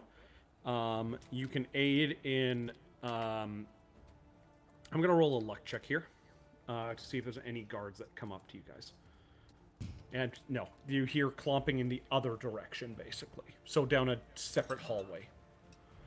And so we're gonna be rolling that on that turn. Darian. Cool. So I'm gonna 1, 5, 10, Actually, 15, 20. I'm going to try and direct the guards away from us. Okay. How are you gonna do that? Just yelling out and like they're down there and that sort of thing. Yeah. Roll me a persuasion check. Persuasion. With, And I'm with going to disadvantage.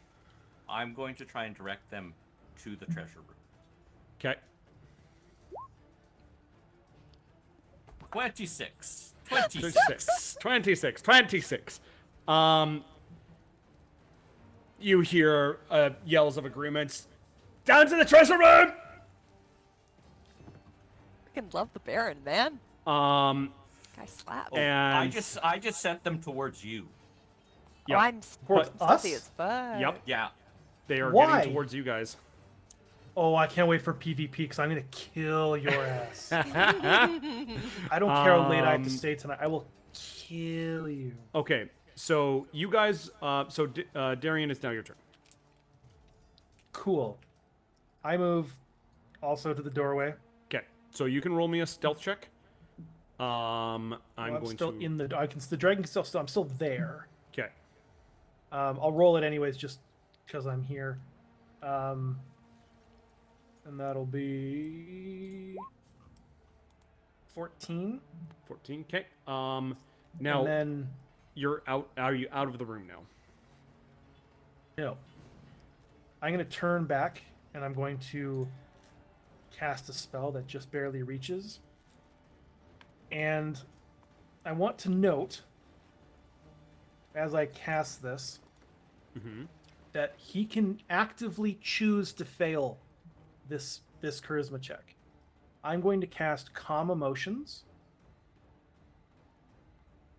on the dude who's freaking out, and he can choose to fail the saving throw. I can then choose to make a target creature indifferent about creatures of my choice, being just me and Echo. The other two. Oh, I wouldn't know that he sent them my way yet. You wouldn't okay, know. Fine. To make it on the 4 of us. Oh, he can't see them. Never mind. Nope. They're not here anymore. So And me I'm and not Echo. either. I'm not She's not Aren't there. you just like right there? No, she's already Alright. down into the hallway. Cool. What? Oh, it says creatures of your choice. It says nothing about that he can see. Just creatures. Alternative, you can make a target indifferent about creatures of your choice that it is hostile towards. It's still hostile towards them, isn't it? I have the egg. I think it dislikes me. Yeah. So I'm gonna assume because the other two have been gone for a bit, it's just picking on us too. So it's gonna be me and Echo. That I'm gonna make it. If it chooses to fail or does fail, indifference towards. That means it doesn't want to attack us. It's only friends. It doesn't care about us anymore. And it's also going to be calm. Well, that probably wouldn't get rid of the fear, would it? Yeah. How does that work with fear? As soon as he He'll breaks line of sight with you, though, right? Right. As soon Yes. as you Oh, run right, away, yeah. he'll stop being afraid. Right. Okay. So I'm just going to. If he wants to be calm, he can do it. He doesn't know I'm about to leave his line of sight. He doesn't know how the spell works. So it's up to him. What's he going to do? Well. Roll it or choose He's to gonna fail? roll it. Okay. He's angry. He's very angry. So he passes. Okay. So, Oh, he's so I guess you have to drop concentration on fear to cast that. Sure. yeah, but he would be out. You would be out the door of your choice. So Sure. at the end of the movement, He's too big for that door. he is too big in that size. Yes, right now to get fit through the door properly. But I'm still in the doorway though. I haven't Yes. left. He can still see me. Okay. So he's still under fear. Okay. No, because you would have had to drop the Oh. concentration on that to cast calm emotion. Is it a concentration spell? Calm It's not a concentration spell. You'd Oh, have it is to drop- concentration. Sorry, it is concentration. Yeah. Yeah, that's fine. That's 'Kay. fine. I'm in a doorway. Okay. He's riling up, and as the things disappear, he does charge for you, but he is not going to be able to make it because he is his legs are injured. But He's also on top of boxes. yes, he does jump down 5, 10, 15, 20, 25, 30, and 90-foot line, eh? Let's see. Oops. No, what's the ruler? Oh, that's the wrong one. There we go. Ruler. Ha ha ha ha. I'm gonna say I need you and Echo to make dexterity checks, as well as a few guards are going to be making them as well. So a saving throw. Saving throw. 18, baby.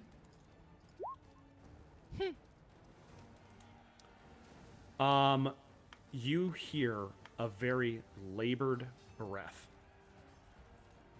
as a pillar of lightning shoots out from its mouth. I'm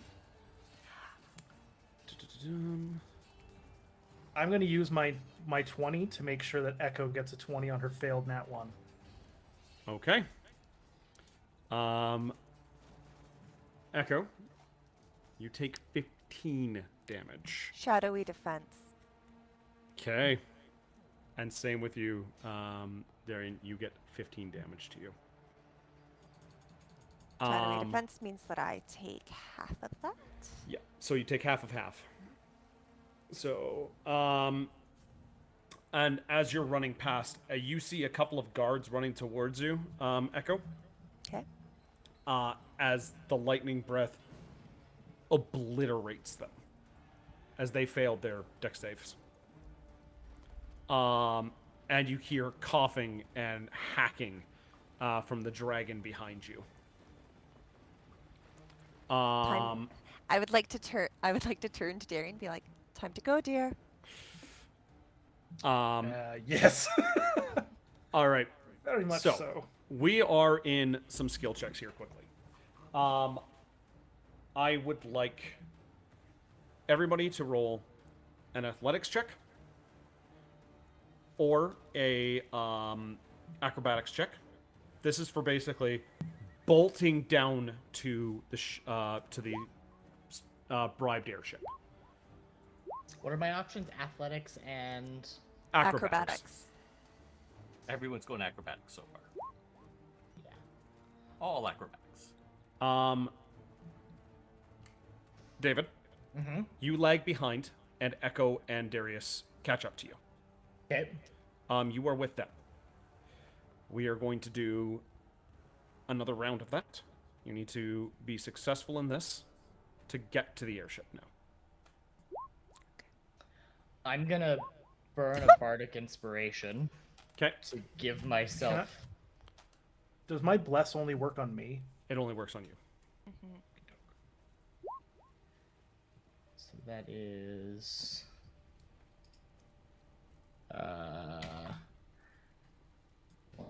1d20. I just add d20s and d8s using the Yep. Yep. Go ahead Typed. and do it. Yep.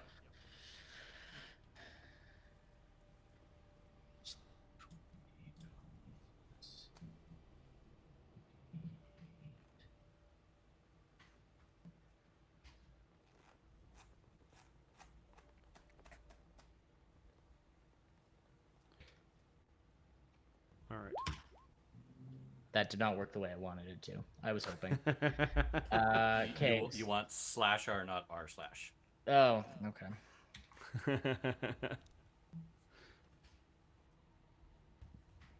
Okay. I'm gonna say this right. Redditor. It's a 7. All right. Echo and Viken, you lag behind. You are now a turn behind. The Baron, Okay. you are at the ship. Darian, you are at the ship.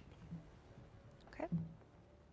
So You jump down and you see a couple of guys just hanging out there. As soon as you get down there, you see one of the guys clocks you, and you just see the guy grab the other guy he was talking to and throw him overboard. Sweet. And you kinda see him do. get on! And he goes running up, and you see him starting to disconnect lines and stuff like that. You guys have one turn to get into the space, and then there might be a check you might need to do to jump to the ship. I assume the first two of us get in fine. It's Yes. The other two that need to make the check? Yes, basically. Okay. You two are in the hallway. You are starting to hear guards. You are starting to hear a very familiar tapping. Oh no, he doesn't have his cane anymore. You guys stole it. You guys, you hear some like hobbling, not hobbling, but you hear like a yell coming from down the hallway. Get them! Do not let them out!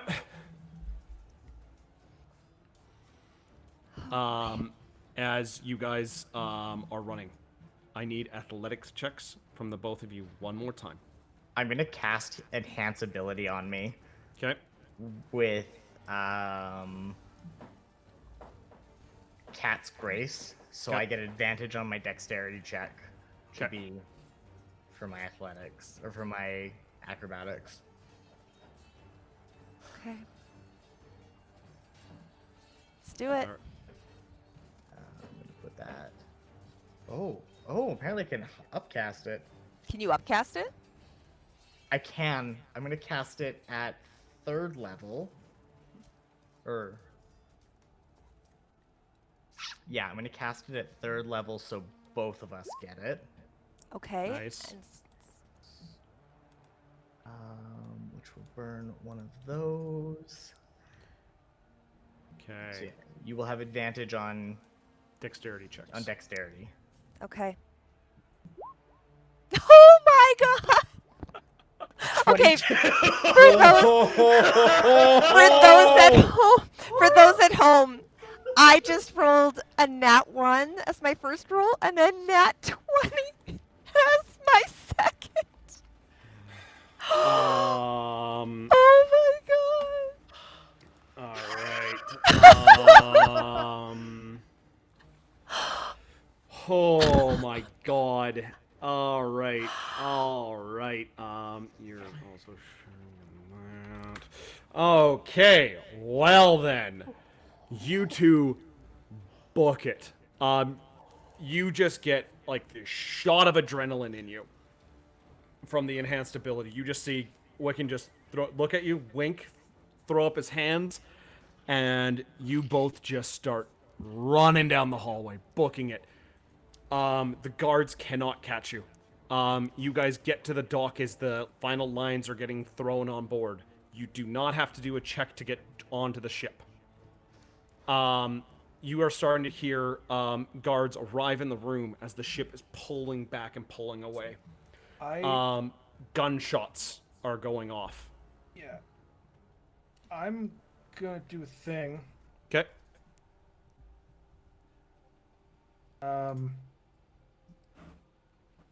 I need to quickly pull it up the information because it's relevant. I haven't. While he's pulling that up, is the Duke there with them? Can we see him? The Duke? Yeah, the Duke is battered, clothes are ripped, but he's like kind of shoulder over top of the one of the other soldier guys. I'm gonna cast one more level 3rd spell. Okay. I'm gonna need I'm gonna need him to make a. I think it's a Wisdom saving throw. Enemies abound. You reach into the mind of one creature you can see and forced to make an intelligence saving throw. Intelligence saving throw against the DC 14 intelligence saving throw, or he will regard everyone around him as an enemy.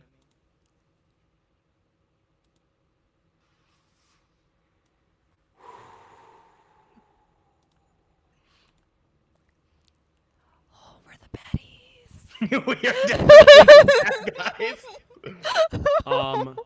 You look across as he's telling people not to shoot because the unborn emperor or empress is on board. Or the heir, I should say. You do just a smile. A snap. As you start to pull away, you hear bone snapping. You hear roaring. But it does not glide or fly after you. You see lightning. You hear guns. You hear screams as a bronze dragon decimates the soldiers he commands in the bay. Anger and blood is all he sees. It's way better than what I was gonna do. And as the ship glides down into the murky mists below. I'm not done yet. Oh, No. You can continue this in just a second. okay. Because I was going to go to a week later from now. Oh no, we are still in the moment. Okay. I'm going to stop the music, though. I turn to Baron and I go, "You tried to sabotage the mission Why would you say that? because you ran away and didn't take the egg." Yeah, because it's a bad idea. I didn't try and sabotage anything. No, you did, because if we didn't take it, we'd be screwed. No, we'd still have all the other stuff. Not what we came here for. Those are bonuses. Yeah? And I'm going to quickly roll a, for my own brain here, I'm going to roll a, what's like an epiphany you'd roll as? Insight. Wisdom? Insight? Wisdom? I'm going to roll an insight. Cool. Okay. I go, and how did the guards know where we were going to be? Which guards? You never ran into any guards. Actually, Yeah, they we were did. vaporized. They were vaporized behind us. Oh. They were running. Oh, fair enough. You know what? I'm going to let you guys do this. I'm evil, baby. Let's go. Don't hate me. We still have more campaigns to play together, but I rolled a 20, which means I would have picked up on that in my mind. I Probably think all the roaring and whatnot. I'm gonna take one shot at this and say, Darian, we have what we needed. His cowardice doesn't determine the outcome of this mission. I mean, it almost did. Okay, So you're rolling a deception, so I got to roll against that. I think so. Insight. Insight. I think there's that bit of bad blood between thieves at the end of a mission. The feeling doesn't go away, but you give it up for now. Between my deception and her persuasion. Yes. Man, I was really hoping to kill you. And I am No not offense. letting go of this egg. So we're gonna cut from the airship descending into the smog below the city. The Empire is currently on the lookout for you four, while you are all laying low for probably a little while. Maybe smuggle out of Carcosa. Not me. I put on my dual personality, baby. I'm enjoying life. Well, a couple people might be laying low. But we are going to join Corvus as he's doling out the money at the end. There's enough money for each of you to do what you want to do. Is it to get out of Carcosa? Is it to see what this city has to offer those who have the money? There's a lot of things here. The Duke shortly died after this event due to sustaining multiple injuries. I mean, David fucked him And- up. What a good fucking move. And he's given a hero's burial. The young Empress, scarred, but alive, now no longer has a guiding way. So we'll have to see what becomes of the Empire. However, for the four of you, I was tallying a bit of the score. I kind of lost track a couple of times here and there because there was a lot of things happening, and oh my god.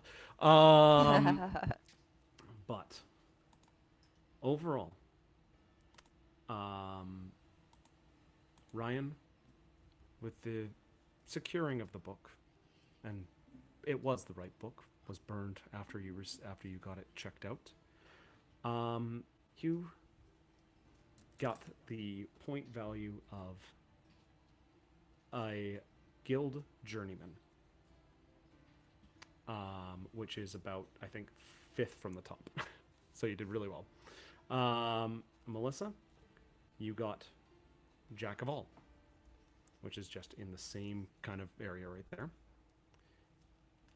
Mac, you were just below that, and you were a guildie, which is basically just somebody who just joined the guild. And David, you got guild veteran.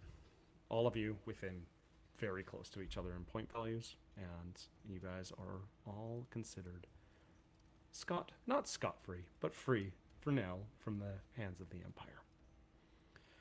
The items you stole were the control rod for the mines, the staff of the gate from the emperor, or from the clockwork priest. You also stole the previous soul of the Grand Master of the previous Holy See. Is that the ring? No, that's the box glowing. That was the glowing box. That was what was going to command and control the clockwork creatures. Oh, right. The ring was just a ring. The ring was just a ring, but you got a little extra for that. And you stole the cane, which is now just hanging in the benefactor's office as he smiles at it. Who is the benefactor? We don't know yet. That's a story for another time in Carcosa. So, after the Baron picks up his money, Mm-hmm. he walks into walks out, walks into a room somewhere, and out walks a younger, skinnier-looking waif that poorly dressed and looks nothing at all like the Baron. And there's some discarded clothes left in that room. This younger gentleman walks by and walks up to a guard and just taps him on the shoulder. Good job there. And puts something in his pocket and keeps walking. Later on, the guard will find that note in his pocket, pointing them towards Corvus and the theft of the dragon egg. And the young waif keeps walking and eventually changes his outfit again and adopts a new personality. And, well, the Baron had a good run. Let's see who I'll be next. Wonderful. And as much as I would love to do concluding stories for all, we are running over time already a little bit. But I think you can catch us talking a little bit about it on our Wednesday fireside. Because I would love to hear what people have to say about their characters, about this story, and about what this city was. But I want to thank you all for joining us in this wonderful, smoky city of Lost Carcosa. And I believe we have a raid out this evening. Do we? I think we do. Yes, trying to we find had. it, In the Discord. While they're looking for that, Riley, thank you so much. This was so fun. Good. This is awesome. I wanted to kill you. Not you, Riley. And now that you fucking pulled that shit, I'm lucky because of dual personality thing. I can't be found. But you. Oh no, the Baron's gone. The Baron is gone.